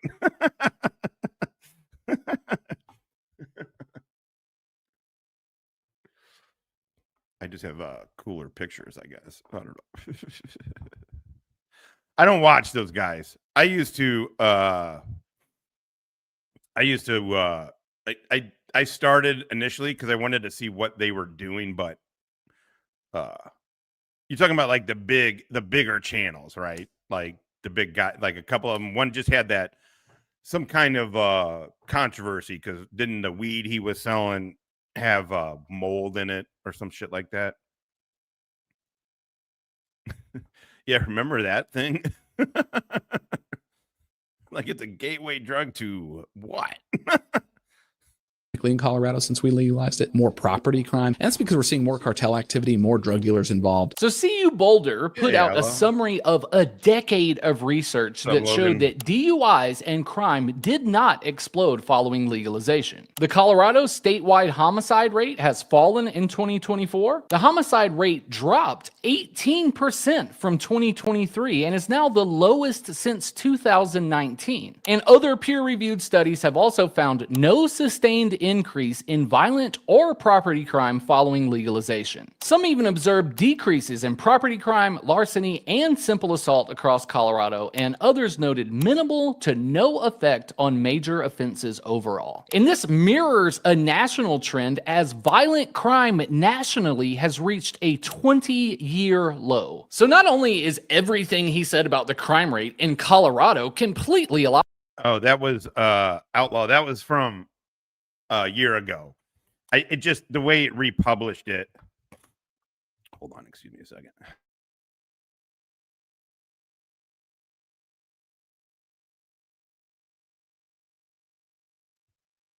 Sorry, below my nose again. Just didn't want to. That the way it republished it, I didn't know it was going to make it look like that was from a year ago. And by the way, that trip,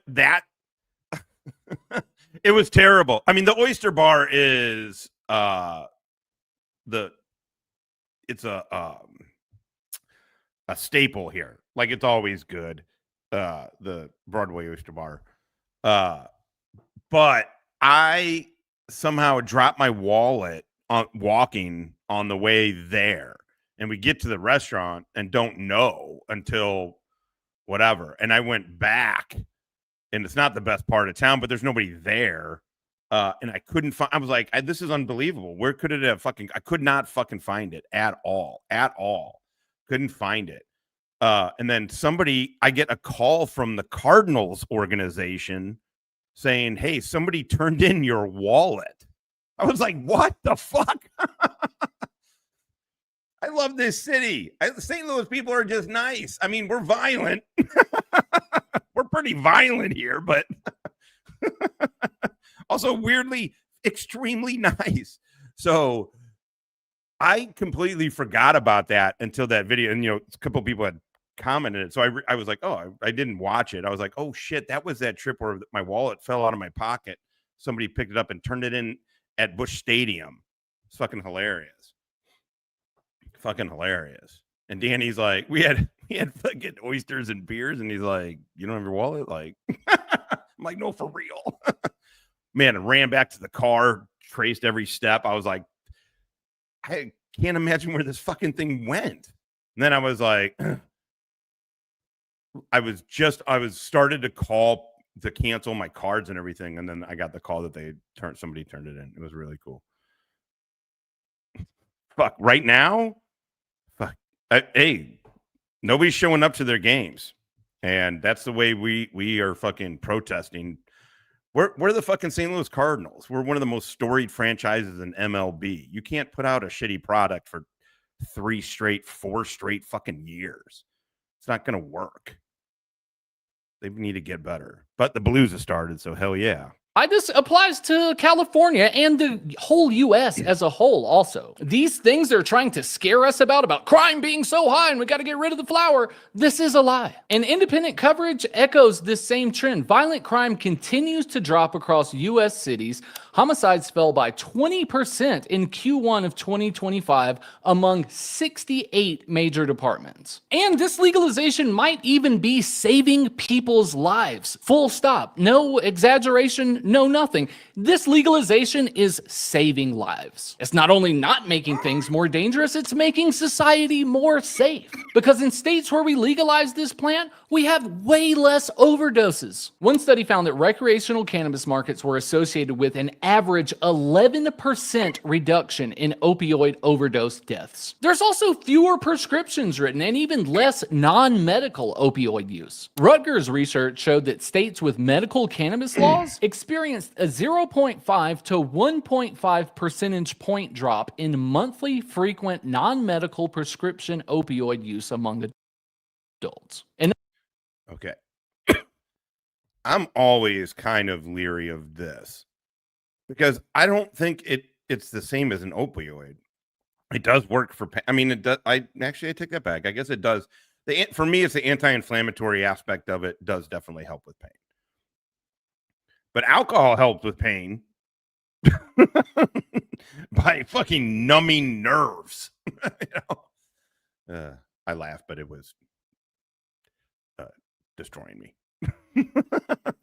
Other analysis, including from JAMA Health Forum, identified a statistically significant drop in deaths due to synthetic opioids, with an estimated decrease of 4.9 deaths per some population base. So even though we have the actual president suggesting these policy changes could be coming in the next few weeks, and even though the actual president would love to have some new news coming up to get people to stop talking about other things, major pushback from these huge organizations like SAM could completely stop this. This could just be something fun to say at a press conference. Because if you know that people are going to oppose it with views that you can just agree with and say, oh yeah, actually they had a good point, so in retrospect, I'm not going to legalize that. Well, then sure, that could just be something fun to say at a press conference. But also, this might not even be a good thing if it does happen. What does he not understand how lobbying works?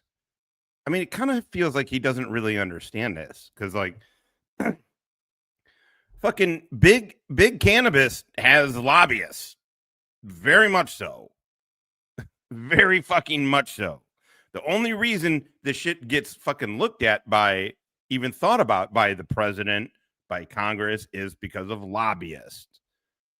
I don't know. It's so weird. The Christian dude's a doofus. The Christian dude's a doofus. But also, let's be realistic about how fucking DC works. Biggest money bag wins, motherfucker. do you think? Because reschedule like Bill Burr, man. Bill Burr. They'll just sell themselves out for fucking million.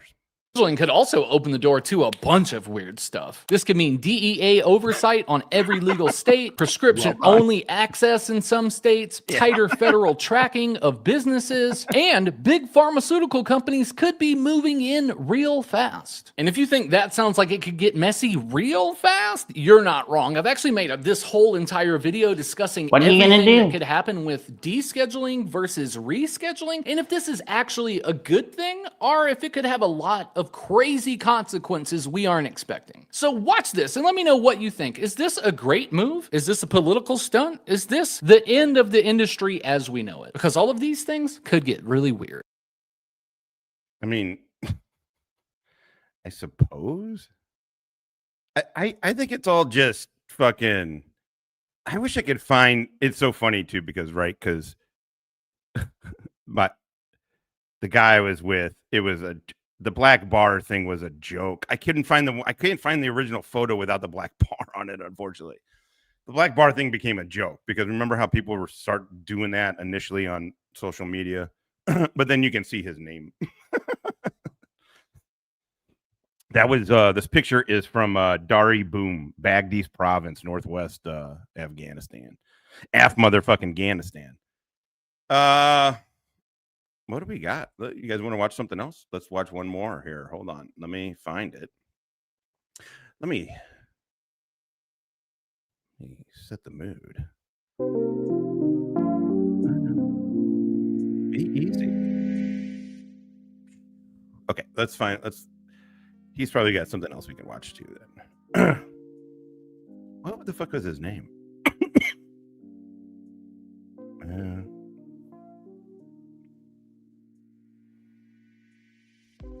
Sorry, let's find out. YouTube is broken, exposed. Let's see. I don't know. What else should we watch on this? I didn't really go past this.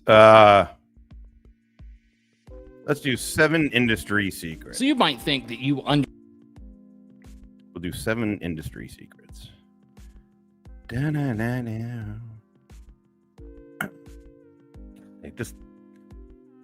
Just smoking weed is so nice. I have a great buzz. This Butter Wolf is a fantastic, kind of giggly, it's a fantastic buzz. It's a fantastic buzz.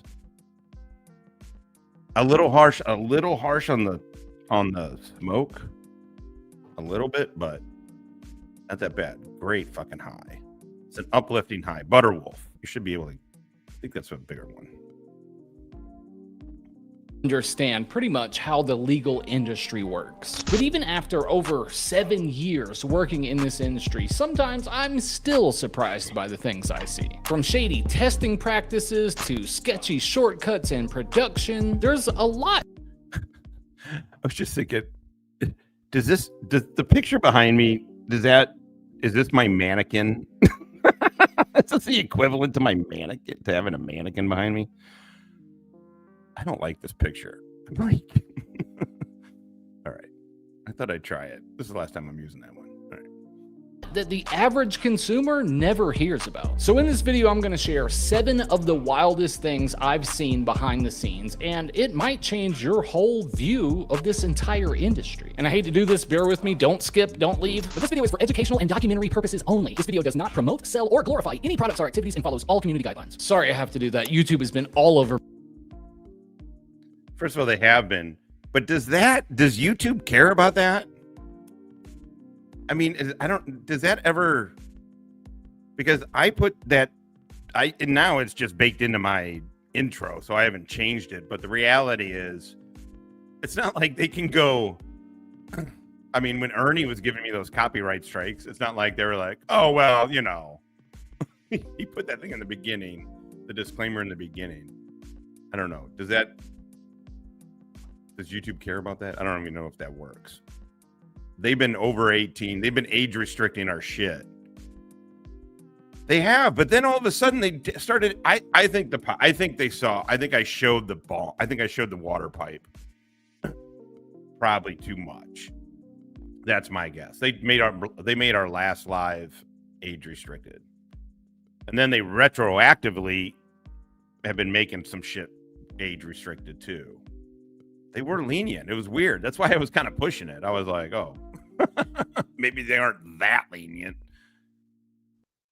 Me lately. If you want to support the channel outside of YouTube, I have a Patreon, patreon.com/strangeshow. Check it out. So today I was looking at my work badge to see when this thing expires. This is my industry employee badge that allows me to work in legal grows, and it doesn't expire until February. But when I was looking at this, I realized that I've been working in the legal industry for almost a decade. I got my first badge so long ago. I got this badge before I even had long hair. I started off basically just cleaning the grow room, and then I did some trimming, I did a lot of harvesting, and eventually I worked all the way up to cultivation lead at some of the best facilities I've ever seen. And this was absolutely my dream job, but being inside the industry is sort of like meeting the celebrities you always wanted to meet and finding out they're not who you thought they were. So to celebrate this first industry badge I have expiring 7 years ago, I'm going to go through 7 of the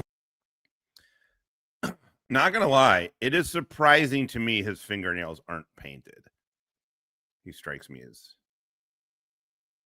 craziest things I've learned about this industry. And I'm going to start with the ones you're most likely to know, and then by the end, we're going to get to the ones that'll really make you go, say, what now? Why are they doing that? What they're doing what now? And first, let's start with no curing. This one sucks. So curing your flowers is supposed to bring out the flavor, reduce harshness, and it just gives your flowers that smooth, complex finish. But in the legal market, most places just skip this entirely, or they rush it so much that it doesn't even matter. A lot of the places I've worked at don't have time to sit around and cure all of their flowers. By the time one harvest is finished growing, that means their shelves are probably almost empty. So as soon as continue to enjoy your dick eating experience. fucking MJ. Got MJ high as a motherfucker. And then Wally's like, let's go live.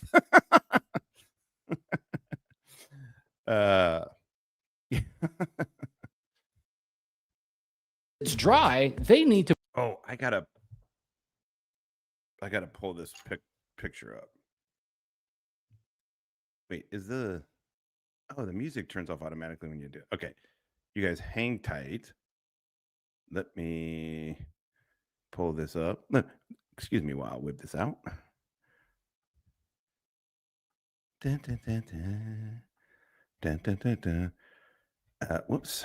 All right, you know what? I'll play this while I put it on the shelves. If I had to pick what was the most common or most average time that I've seen personally, it would be about 10 days. And that's 10 days from the harvest date to the day you can go find it on the shelf. And that's not very long. So you can end up with flowers that are harsh, or they're grassy, or they're just don't seem to be ready. And this is probably one of the biggest reasons that a lot of people feel let down the first time they try something from a legal store. They're like, this isn't that good.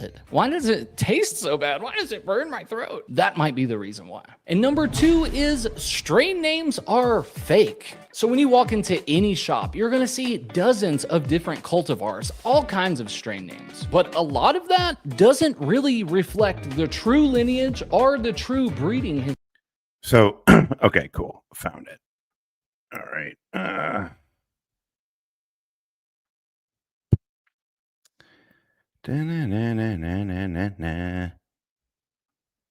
Boop. Sorry, guys. So this is my buddy Matt, who I was in the Marine Corps with at 2nd Battalion, 4th Marines. Magnificent motherfucking bastards that we were. This is his dad was law enforcement. I don't know how long, 30 years. I don't remember, like forever. Lifelong law enforcement, retired law enforcement guy out of Idaho. And so he was doing a lot of but Matt is going to be involved in our in the drink stuff. And he's like, he sent me this picture. It's up in his gun vault room thing. And he's like, man, I got here. His dad passed away, unfortunately. His dad's name's Guy. That's his dad right there in front with the bucket hat and the only one with in the long rifle in front of the plants. I'm like, dude, we gotta there. It's a picture that of him involved in a big bust. And he's like, man, it's fucking full circle. I was like, right, we got to get this picture fucking blown up and put on the side of the fucking office, man. I know, for someone like me, who dislikes fucking law enforcement, I sure do fucking hang around a lot of cops and cop adjacent and former cops, retired cops. I don't know what. All right, let's get back to that.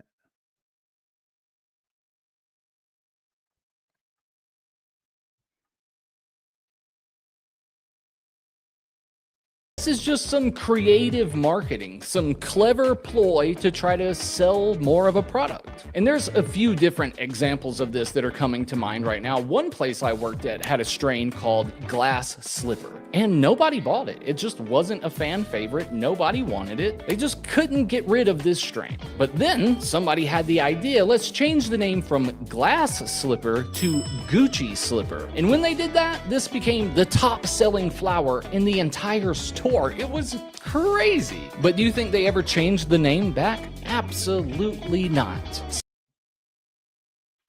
Oh, hey, what's up, Piggy? Just in time. Just in time, Piglet. Mirrors 420. Coming muy caliente. Miembro por 23 mesas. Holy shit. Cállate. Cachingo way. Good morning, stoners. Coming in muy caliente from our Australian contingent. Oi, look at me. Look at me. You know what this is? Two bloody legends staring at each other. Oh. Fucking oath, mate. Fucking oath, mate. What's going on, Mirrors? Thank you for joining. Sales went from here to here, they kept that name. Another grow I was at, the lead cultivator, she came into the room where we were doing some trimming and she asked everyone, what do you guys think that I should name this strain? And then she told us what the name was now. I don't remember what it was. And my first question is, what is the cross? Like, what two strains made this strain? I mean, it. I know. Holy shit. Holy shit. That time I was out of my fucking mind. It was, oh my God, man.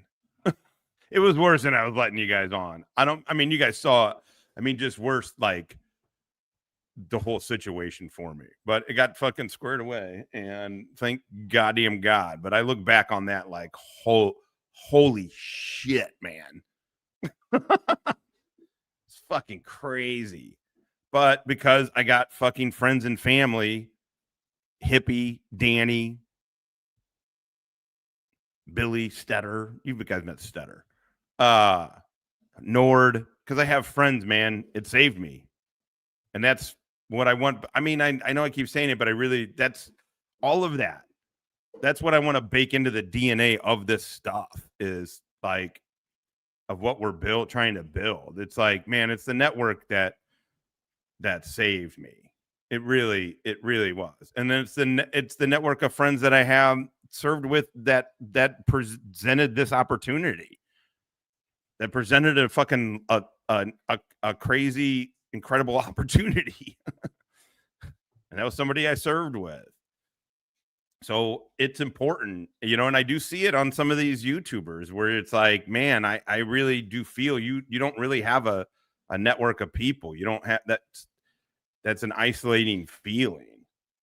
I'm not saying I'm here to fucking save anybody, but like, I just see it. And I just thank God that I have friends and family that, got me here. But that was a crazy fucking time in my life. That was the worst. It was the worst time. I mean, we were the show was getting tons of views. We were making money, way more money than now or anything. It's fine. I don't mean anything, But it was horrible. I was not I hated it. I fucking hated it. I couldn't figure out the way out. And I just knew if I kept fighting, I would find it. I would find the way out's going to show itself. You know, it's going to be there. But I was like, fuck, man. I'm really tired of fighting my way through this. Something needs to happen, man. And, PhDs will win a bar fight. Yeah, it did. Listen, without it being therapeutic, and that's what we want to. That's what me and Hippie really want to share with everybody.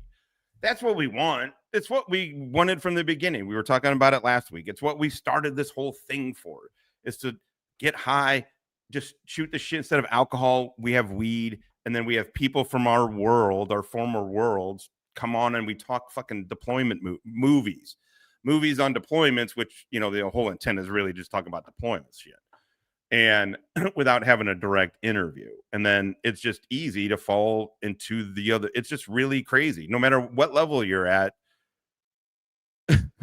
But I'm getting more satisfaction out of even just the potential for this than I was at the height of views and money on YouTube. I fuck that. I'll give that away any day. It's an experience you have to have. You have to go through the shit to fucking grow. You grow through friction, right? I mean, it's the way it works. So I'm just glad I'm not in it anymore. I'm just glad I'm not personally in my headspace. Not saying I don't watch the shit. I do. I still check in on shit. But not really with any kind of regularity. But it is interesting. But for me, it was feeding all the wrong aspects of what was going on with me. And I had to stabilize. I had to fucking stabilize. I wasn't, there was a bunch of reasons that weren't, I'm not going to bring you into my personal life that way, but like, things weren't stable for me. And I was pushing and pushing and pushing. And, thanks. I mean, there's a thin line between fucking brave and fucking stupid. You know, it's really, that was nuts, dude. Danny and I were talking about it because we were talking about the drink thing. And he's like, dude, 2 years ago, you were sitting in my fucking living room telling me how you were going to fly to fucking Washington State to beat the shit out of some dude. I shouldn't laugh. But I was like, yeah. Yeah, the irony is it wasn't chili that he should have been worried about. I was like, I'm fucking buying a goddamn plane ticket. But, yeah. Anyway. Crazy. It sucked. But you go through it and you fucking learn and live and you fucking create. And the truth is, man, all of that shit's part of the story. I had to go through it to be able to take advantage of what's in front of me right now. If this opportunity would have been, I don't know that I was in a space where my buddy would have even given me the opportunity, truthfully. I don't think that I would have if I would have seen me. And he didn't watch the show. Most of my buddies were like, yeah, stop watching after a while, man. It's kind of hard to see you fucking be so nuts. So yeah. So no, had to get everything fucking straight, had to get fucking shit stable, blah, blah, blah, and then I get to be here for my stepmom this weekend, this coming Friday is after 39 years retiring from the St. Louis Philharmonic. She plays the cello in the Philharmonic here. And so people are coming in from out of town and they're going to do a whole thing for her at the concert they're doing. And I get to be here for that. And that means a lot. So I don't know. Just fight your way through, guys. I feel like. Yeah, that wasn't good, man. That was not good. I sleep now. I sleep every single night. I mean, it's like a rare, sometimes occasionally I will fucking, something will whatever, and I'll be up all night. But like, I sleep now, which is not, I mean, you guys saw it. I would be on 2.5 days, 3 days, no fucking sleep. It was fucking bonkers. Not just that, I'm smoking weed to try and fucking tone it down. And when that wasn't working, I'd add alcohol to it. I look back, I'm like, holy fuck. Thank God I had a support network. Just thank God. And you guys, I mean, you guys help get me through it. Anyway, enough.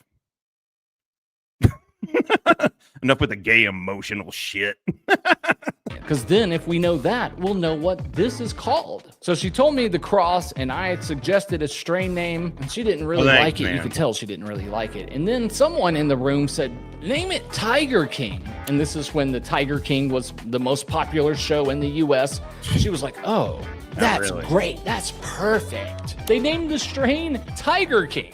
This was years of work with genetics, and years somebody worked on this cultivar before this person got it. And then when they got it, they just changed the name to sell it, and it worked. I mean, the other piece of it too is it took me for, you know, another time to realize that this isn't going to fix itself.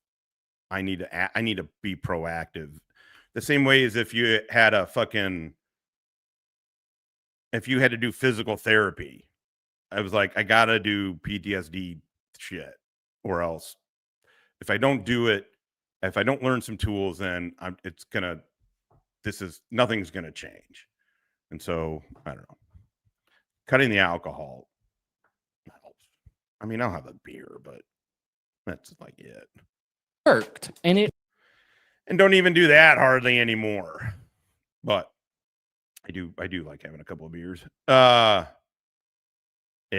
But no, yeah, everything else. Yeah. Also, I'm just kind of done with it. I don't know. I feel kind of past it a little bit. I mean, I don't know. Maybe not, I like beer. This is why I'm really looking forward to us making the non-alcoholic THC beer. Because I do like beer, and it really tastes like, on a summer day, it tastes great with weed, man. It's the Strain Show. He's a knowledgeable guy. He's a little naive about the larger world, it seems, but he is very knowledgeable about weed and growing weed. Oh, it's terrible. Oh, listen, I'm never, ever, ever going to, and even a year ago, I mean, I was still tapering off, like, I don't know. I was still being undisciplined about it up until a year ago. But no, I there's no value in it for me anymore. Truthfully, there just isn't. I'm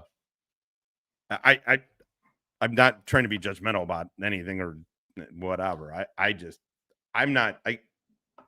There's no value in it for me anymore. Weed does it. Weed does it for me. It's fine. It always works, and so people always do this. If you got something called Purple Punch, and you think that if you change the name to Purple Hulk, a glass of wine, actually, yeah, I'll do a glass of wine. A glass of wine and a joint. Fuck, sitting on a St. Louis porch, a patio, something, sitting outside, a couple of friends, is fucking relaxing. By the way, you guys know they make THC infused wine now, non-alcoholic wine. They're getting good at this, is what they can do. We're not going to do that. We're not doing that, but that's something that they're doing now. It's crazy. Yeah. I mean, who would have known that Kimmy's titty sweats was going to become a reality? Hey, Michael, they over there still making fun of us. He did the long con on us, Michael. He did the long con. He's going to make... Michael, can we sue him for calling it Kimmy's titty sweats? Kimmy's hairy titty sweats. Can we sue him, Michael? Hell yeah.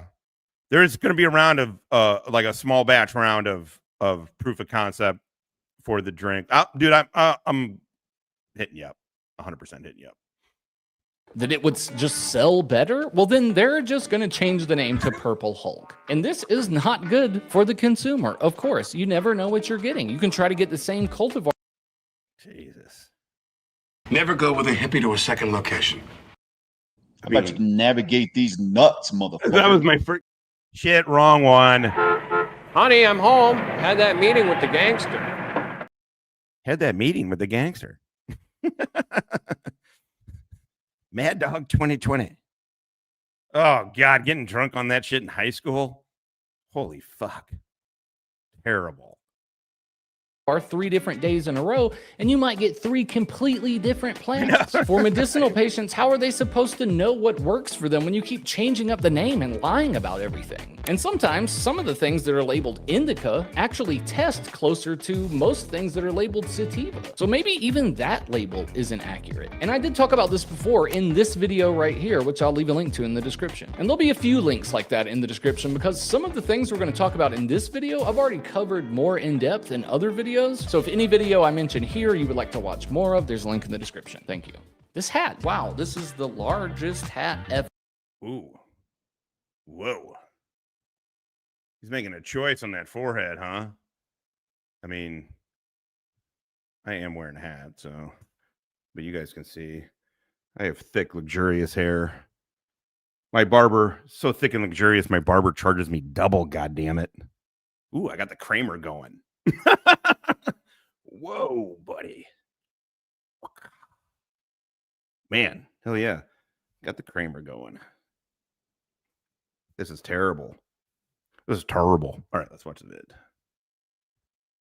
I got the XL. I think I got too big. And if you want to rock this same live resin luau shirt and reversible bucket hat, strangeshow.com/merch. New summer drop.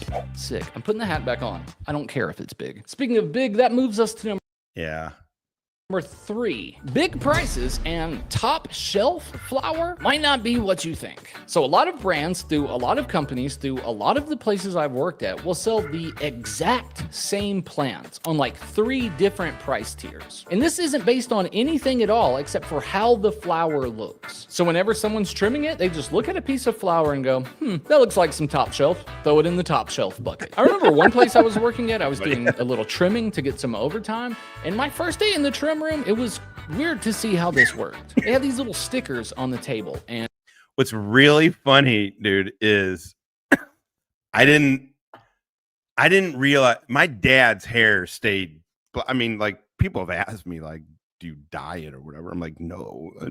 You could tell, but I was like, you gotta see my dad. My dad didn't turn gray until 65 or 70. I had no idea until he got older and he started really kind of losing it more, like kind of getting really thin up top. I mean, he's 85 and he is kind of self-conscious of it. He's like, man, fucking, like he made me, we took a picture and I was like, hey, I'm going to post this where he's like, my hair, it looks like I'm balding there. No. I'm like, oh my God, you're into your hair. I didn't know that. My dad was always such a nonchalant guy, but my dad was also the ladies were not a problem for the old man. Ladies loved my dad. My dad was bald by 22, but what he had left never turned gray. I have all my hair and it went gray by 40. Yeah, I mean hippie, you know. How about you navigate these nuts, motherfucker? That was my first. Like salt and pepper without the salt. It was like 3 different size circles on this sticker. And if your bud wasn't big enough to get out of the small circle, it goes in bucket 1. If it's as big as the second circle, bucket 2, and big buds, bucket 3. Oh, yeah. And that's how they determined the high. I mean, yeah. Sure. I'm not self-conscious about it. Unlike my dad. shelf, top shelf flower. This wasn't a different strain. It wasn't from a different room. It just looked better. And that's usually the case. Top shelf versus middle shelf versus that bottom shelf. Did I say without the salt? I meant without the pepper. Shut up. We're 2 hours in. I'm on my second joint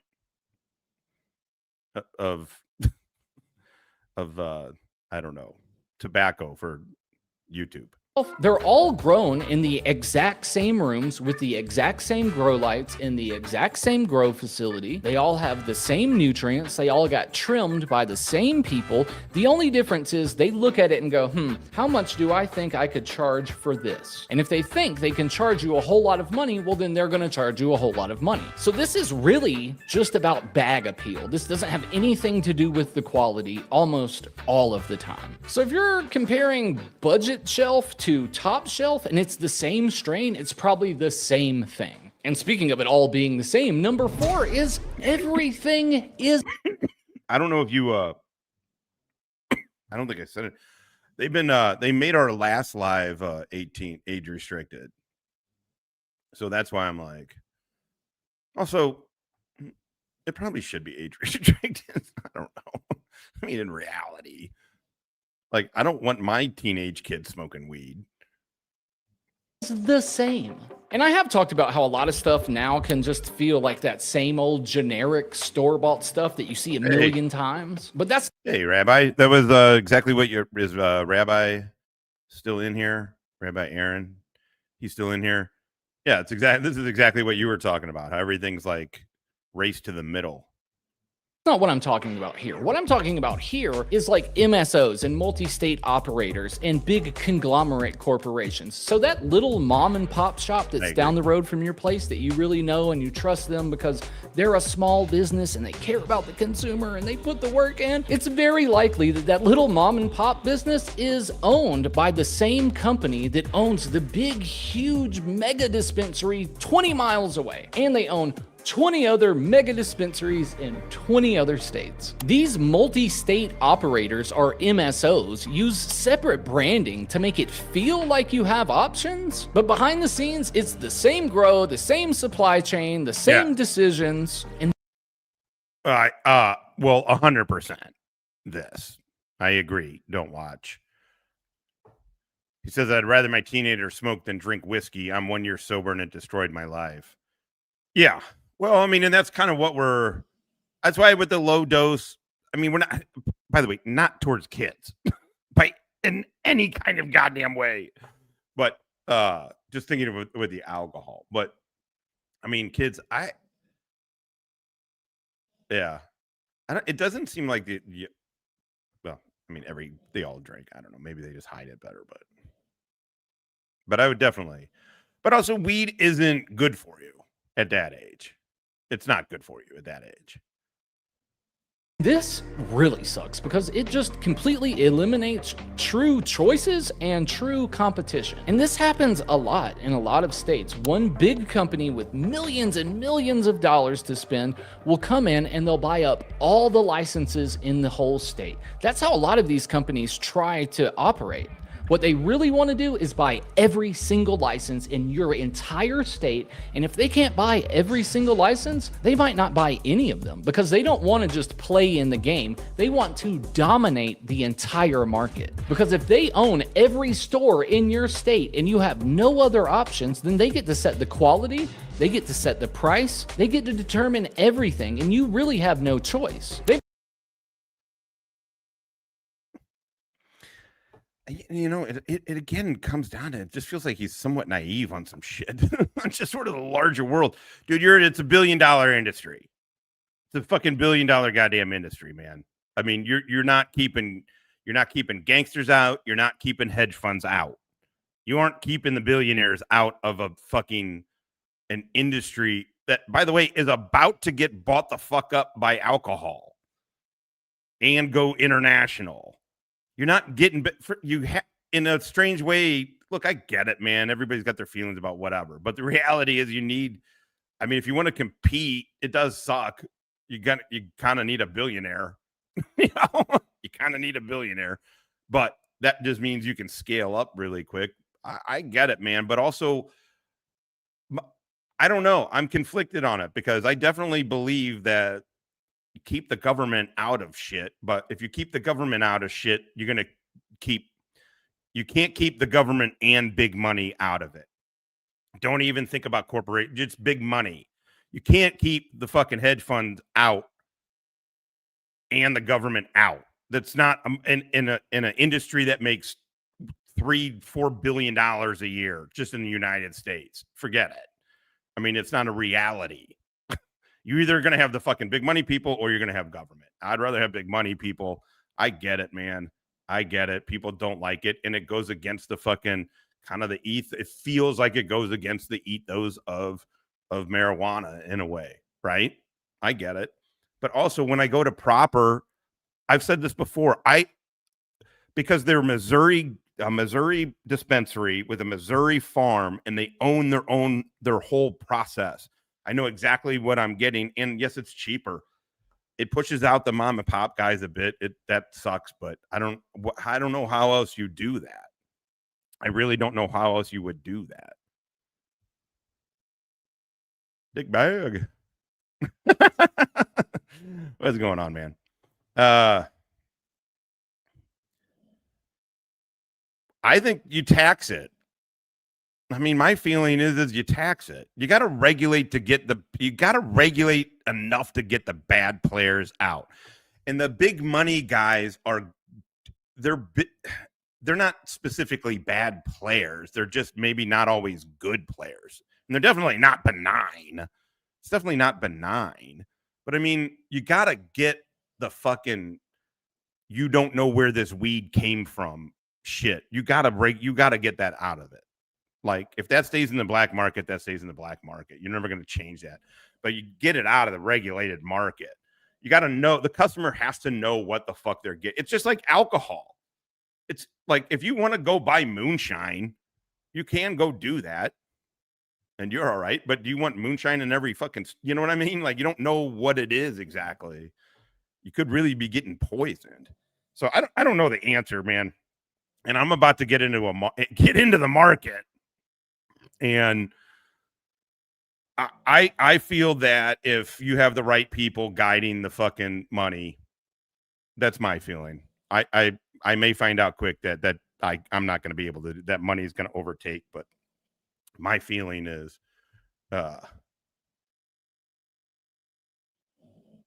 Colorado has taxed the fuck out of weed and can't account for that money that was supposed to go to schools and roads. Well, there you go.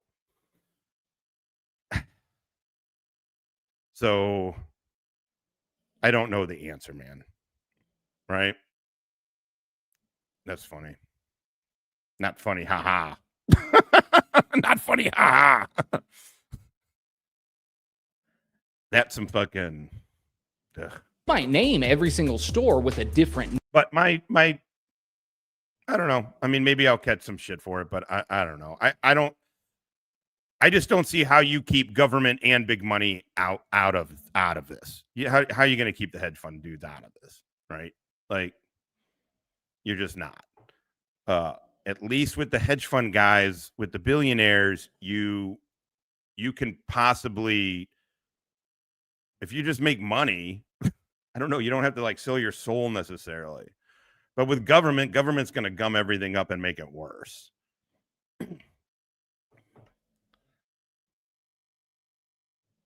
Yeah. I don't. Specifically, I don't. But it is something kind of, I guess I kind of do in a little bit, I guess, but I don't know. We're kind of weirdly, both of us, literal federal employees working for the federal government. The two of us being like, we're counterculture. People are like, what? I always felt that way. I always felt like I kind of lived my fucking military and government experience a little bit punk rock. I wish I wouldn't have drank so much all the time, but name and different branding and different packaging to make you feel like you have a choice. But a lot of times, it's all the same company. Oh, real quick, before I forget, the DGC is tomorrow. The Dude Grows Cup and the Hash Bash, that starts tomorrow in Longmont, Colorado. So if Okay, so he's about to do, but yeah, I think the gas station shit gives, that loophole that allows some of these gas stations to sell flour or vapes. Never buy a fuck. I feel like, what the fuck are you doing if you're buying a fucking vape from an unregulated kind of thing? Like okay, Darwin, here we go.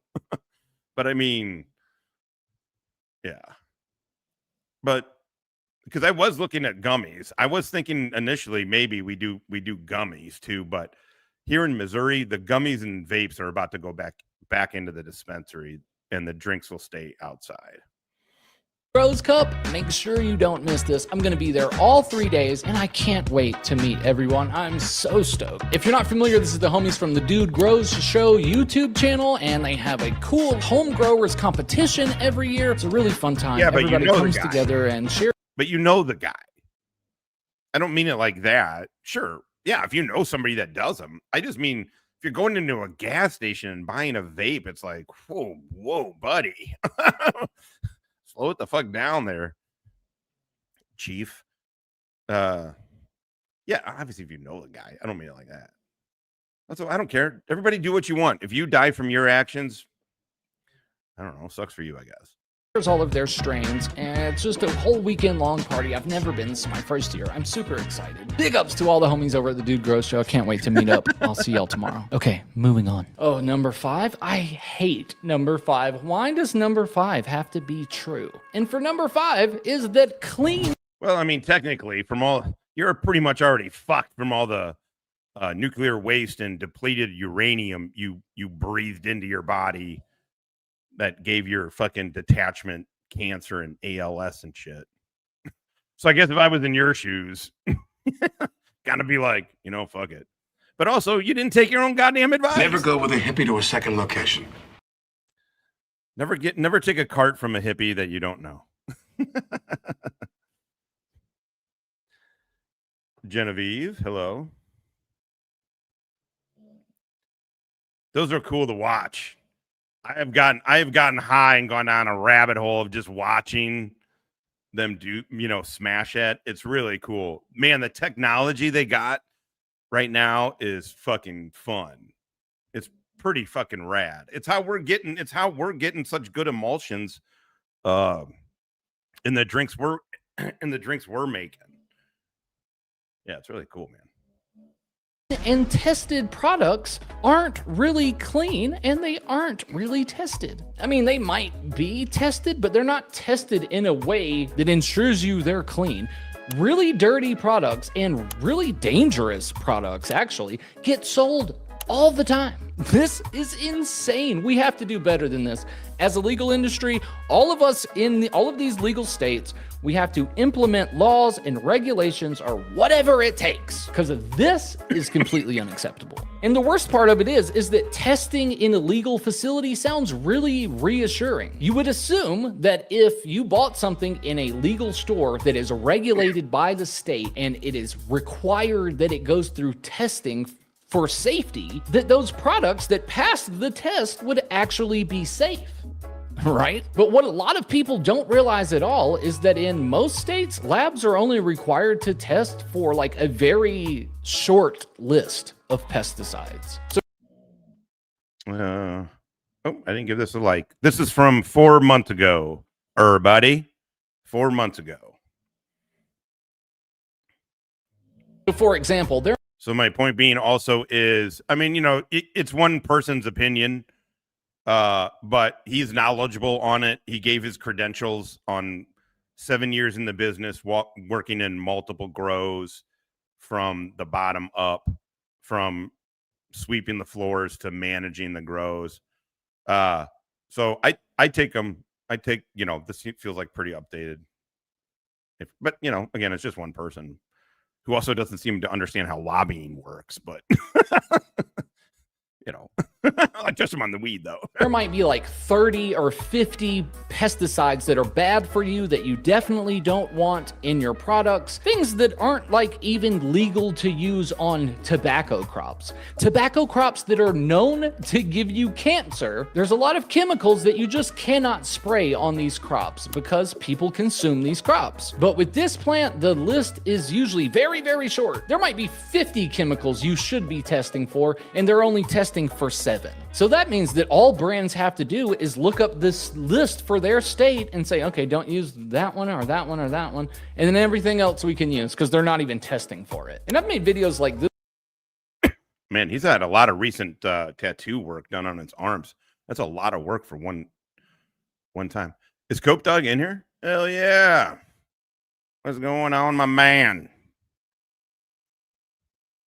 I like this woman. She got balls. I like that.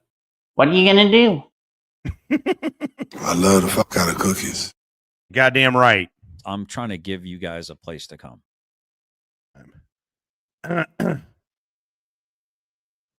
Dude, you're fine. I have nothing now. Go. No. Go to Mighty Kind. Go to Be Mighty Kind.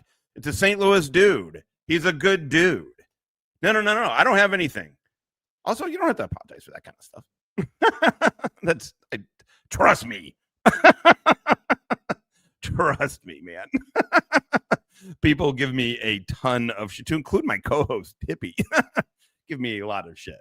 No. You're all good, man. Also, it's fine. I don't mind competition. I like competition.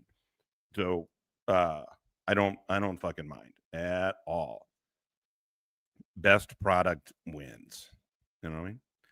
No, also, I just like getting the feedback, too. It does help to hear it. This is what, a big part of the reason is, I partnered with Mighty Kind because I believe in that product. I still do. I'm going to be in competition with the guy, unfortunately, or whatever, but I still believe in their product. And if you use a promo code StoneVet, you're still going to get 20% off over there. No, he's a good dude. So, like stuff like that. No, you're good, man. All good. However we can help each other. You know what I mean? There you go. Amerigo Vespucci Day. This one that show how either way, the Italians win. Either way. We're back, Italians. We're back. carts and things like that can be dangerous or even deadly. And a lot of times when you're talking about carts, you're really worried about the black market carts the most. But this happens in the legal industry with some of the biggest brands in the whole world. In this video, I showed how some of the biggest brands in California were getting busted for selling super dangerous, super tainted products. Things you would... I know it's annoying as fuck when I stop at this much, but yes, no, Mighty Kind, go support Mighty Kind. Yeah, I'm good to go. And when our drinks come online, if you support us too, that would be fucking awesome. But yeah, good guy, St. Louis brand. Given me a lot of information. He's a good dude. Good dude. Never, ever, ever want to consume ever. Things they can't use on tobacco, things they can't use on food crops, things that you're not allowed to use on anything that people consume. But somehow we're letting it into this industry that we all care about so much. An industry that is selling medicine to tons of patients. This isn't, no, this isn't, I hate this. Because none of us deserve that. I don't want to get poisoned with pesticides. You don't want to get poisoned with pesticides. And like I said, a lot of the people that come into these stores are shopping for medicinal purposes. They use this plant in a medicinal way. And not only could this be harmful to just literally anyone, if you happen to be sensitive to something, or if you have a medical condition that this stuff is going to make worse, you would never know that you're getting dirty medicine that is actually super dangerous. And stories like this aren't hard to find. Like, this isn't just a one-off occurrence that happened that one time. We're not going to be on here nearly as much as, we were even slowing down up until that point. But yeah, now everything would just be a weed show and then branding stuff. It'll be fun. It's going to be fun to document, show you guys bring you guys along when we do the tastings and everything. Yeah, it's kind of fun. It makes it feel like, we're all part of something that I own and make money off of.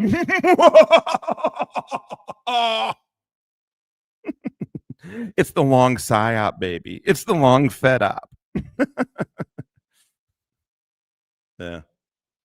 Happens. It's crazy. Almost 52 fucking years old. And we're just starting a business. More often than is acceptable. And number 6 is another one that not a lot of people are a fan of, and that's that your flower has been hit with radiation. And not all flour, of course, but this is becoming more and more common every single day. And if you've ever heard of irradiated flour, that's what this means. Me and the homie Pigeons recently chatted about this, if you want to check that video out. But basically, these big grows are using radiation to avoid actually growing clean medicine. So they'll be like, yeah, I don't know what is wrong with us, but here we go. Here we fucking go. a microbial standard that you test for too. So not only are you testing for chemicals and pesticides in the flour, you're also testing for things like mold and mildew, yeast. And if you fail one of these tests, that means that you can't sell your flour. So if you're trying to sell moldy flour and you fail a test, you can't sell that. So to pass these microbial tests, these companies will use these big machines like this. It's the Model 420. It's made for flour, and they will blast your flour with radiation to kill mold and bacteria. Yeah. And while this process is legal, it usually goes completely No, that it's here, let's see if I can get it. You can kind of see it there. No, that's all fucking tattoo work. That's all deep tattoo work too.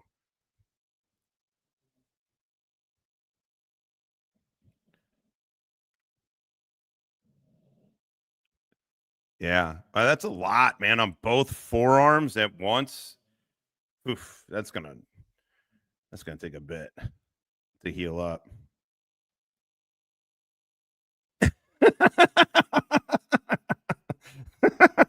Right, Ibby? What are you gonna do? The fuck are you gonna do?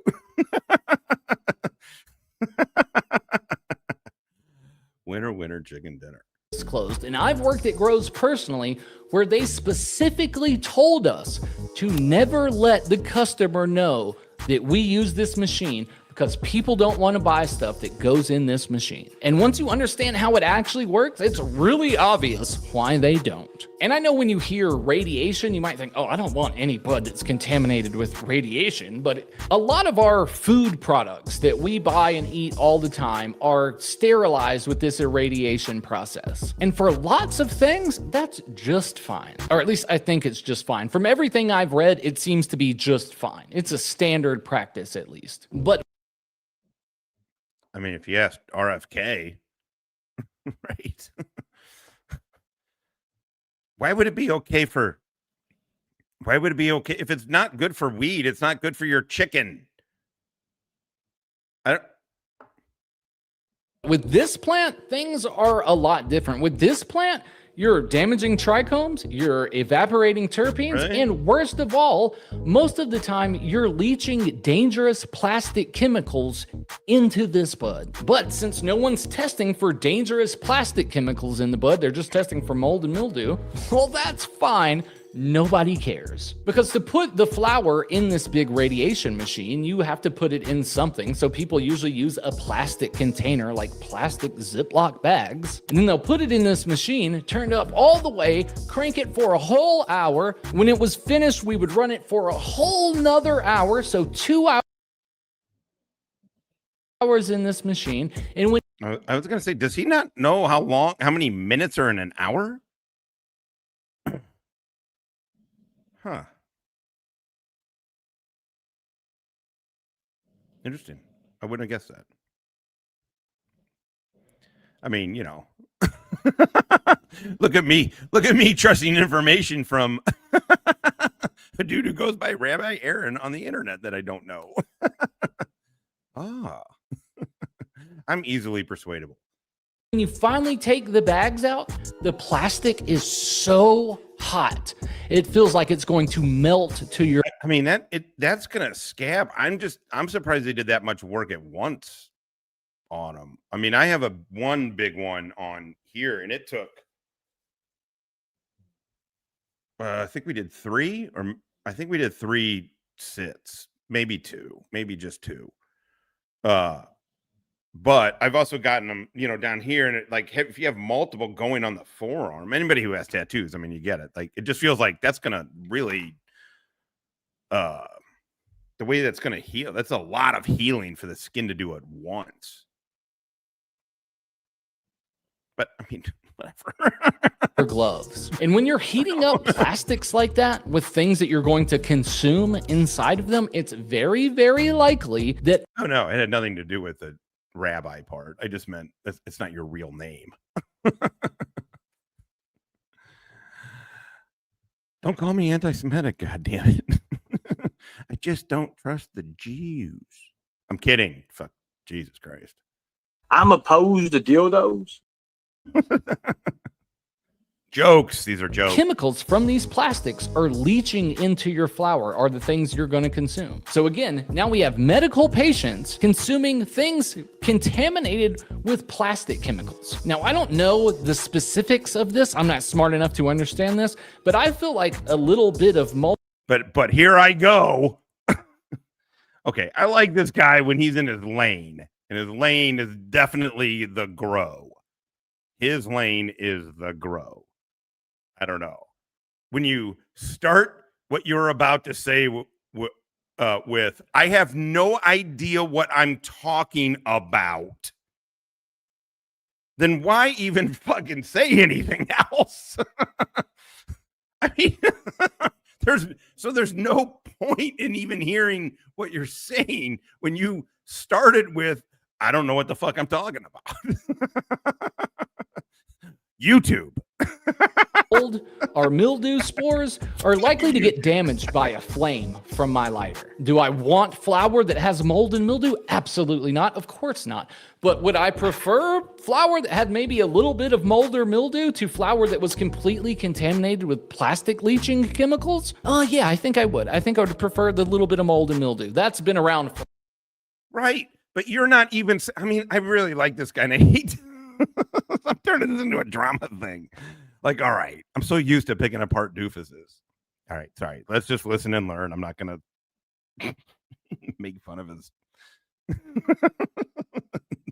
arguments. Forever. I've found flour like that since I first started finding flour. Flour that's completely full of chemicals from plastic bags, that's a newer thing. That's a new problem. That's a legal industry problem. Or at least it's way more prevalent now in the legal industry that we're using all of these radiation machines. And I know just from watching other videos on YouTube, shout out to the homie Drew is Sharing. Dope channel. Congratulations on your new dispensary, homie. That's sick. We need more homies like Drew to be these business owners because people like him care about the plant and they care about the consumer, so you wouldn't end up with all of this stuff. But what I was going to say is that from watching Drew is Sharing, I know that in the UK, they've now started labeling I can. It was yesterday. I'm sorry to rub it in, but I mean, sucks for you. Good vibes to Hippie.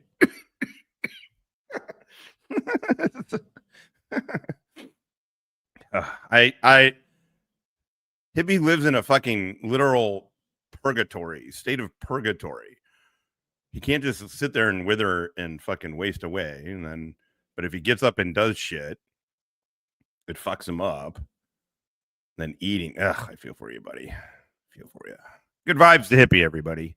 Radiated flour. But in the US, that's not required at all. So you might not even know that the flour you got has been sent through this machine. You might not know it used to smell a lot better than it smells now. You might not know it used to look a lot better than it looks now. And you might have no idea in the world that your flour, your medicine, is full of plastic chemicals. What's going on, man? That sucks. And what was maybe the biggest bummer of them all for number 7 is that maybe growing indoors isn't acceptable at all well either. And I know that sounds dramatic, not acceptable at all. But what I really mean, I guess, is that just growing all of these plants indoors is like horribly wasteful and contributes to a ton of greenhouse gases. It makes a...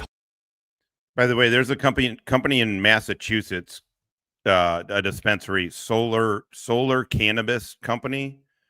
They created a completely off the power grid, sustainable marijuana grow all through solar panels, and it's interesting. So their energy is they're using their own energy because it takes a lot of energy between the water and the lights and shit.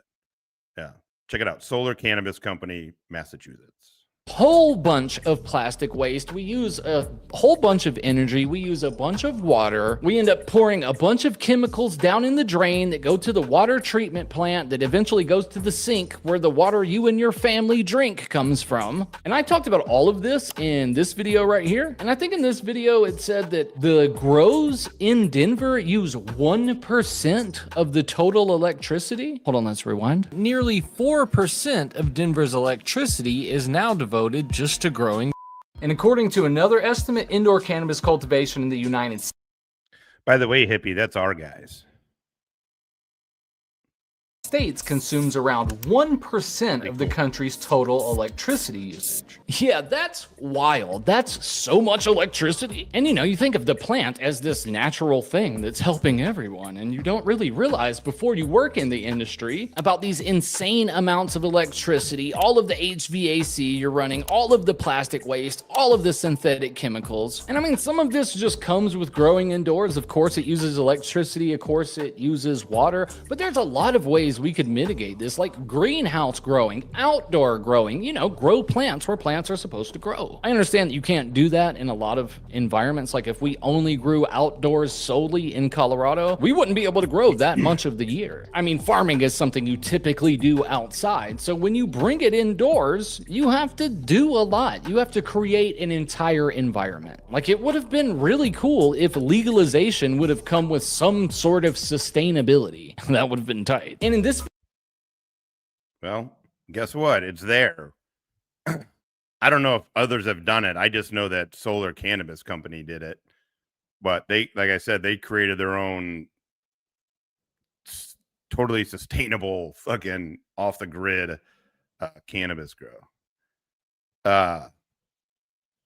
Also, this guy is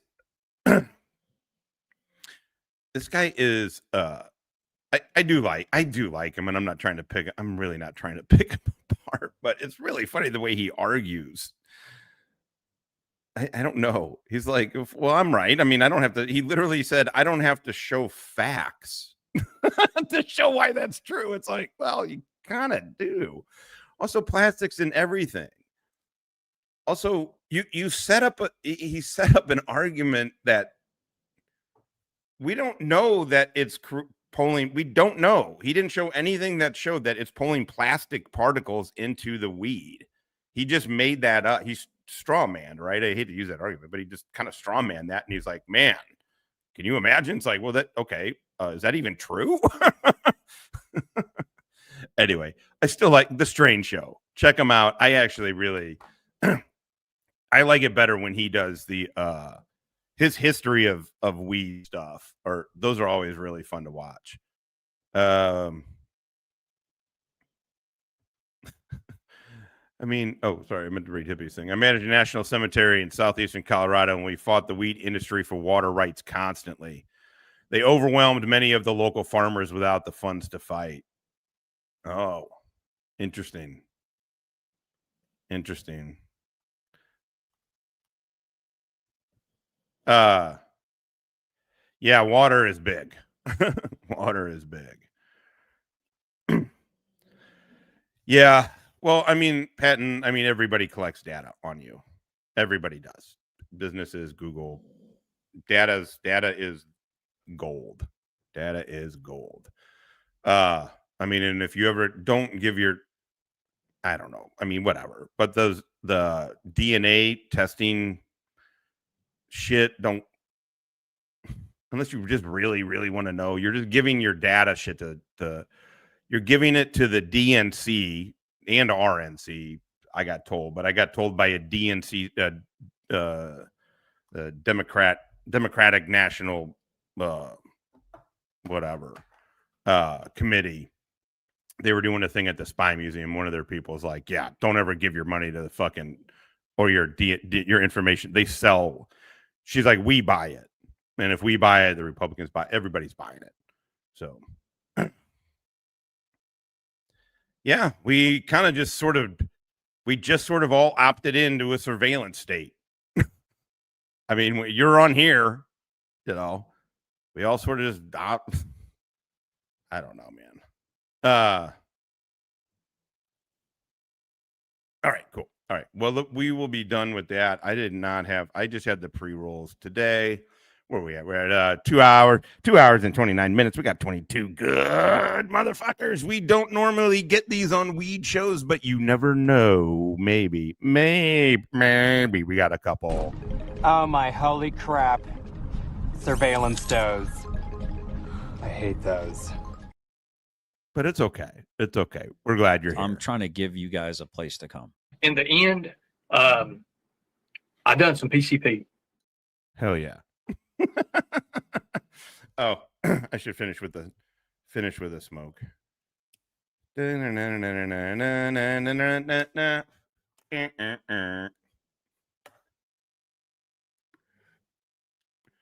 All right, everybody. Thank you for fucking hanging out and coming by. And again, I'm sorry about the overly ambitious timeline on the drinks. I thought we were going to have end of the year, beginning of the year, but it's going to be next spring. We are in the process of getting the website and everything all built up. And as soon as we start getting tastings and stuff, that's what we're going to do. We're going to record all of that. In the interim, we're just going to do weed shows like this. I don't know how often we'll be doing them, once a week, something like that. So not a ton, but we appreciate you guys hanging out. And we had a bunch of people writes on. We had fucking Cope Dog in here, Logan Henson, Logan a couple days, few weeks. Target Patton. Yeah, we got some folks in here. In the end, I done some PCP. Have you never seen that? Oh yeah. He said this on Blame Cage. In the end, I done some PCP. Yeah, he did. He's done some PCP. All right, motherfuckers. Y'all be good. Oh. Just because I'm 52 and I'm like, look how cool it is if I blow smoke into the fucking bleh. I want you to take the Frankenstein shit, the deer shit, the green monster, the bling, and the bling bling. And I want you to roll it all into one joint. Which kills. Here. I'm good. Racist. No one's ever been brave enough to try that. One man is. Roll it. Not feeling super confident about this plan. Here. Racist. I'll smoke it with you, bro. We'll go to the loony bin together. I don't give a fuck.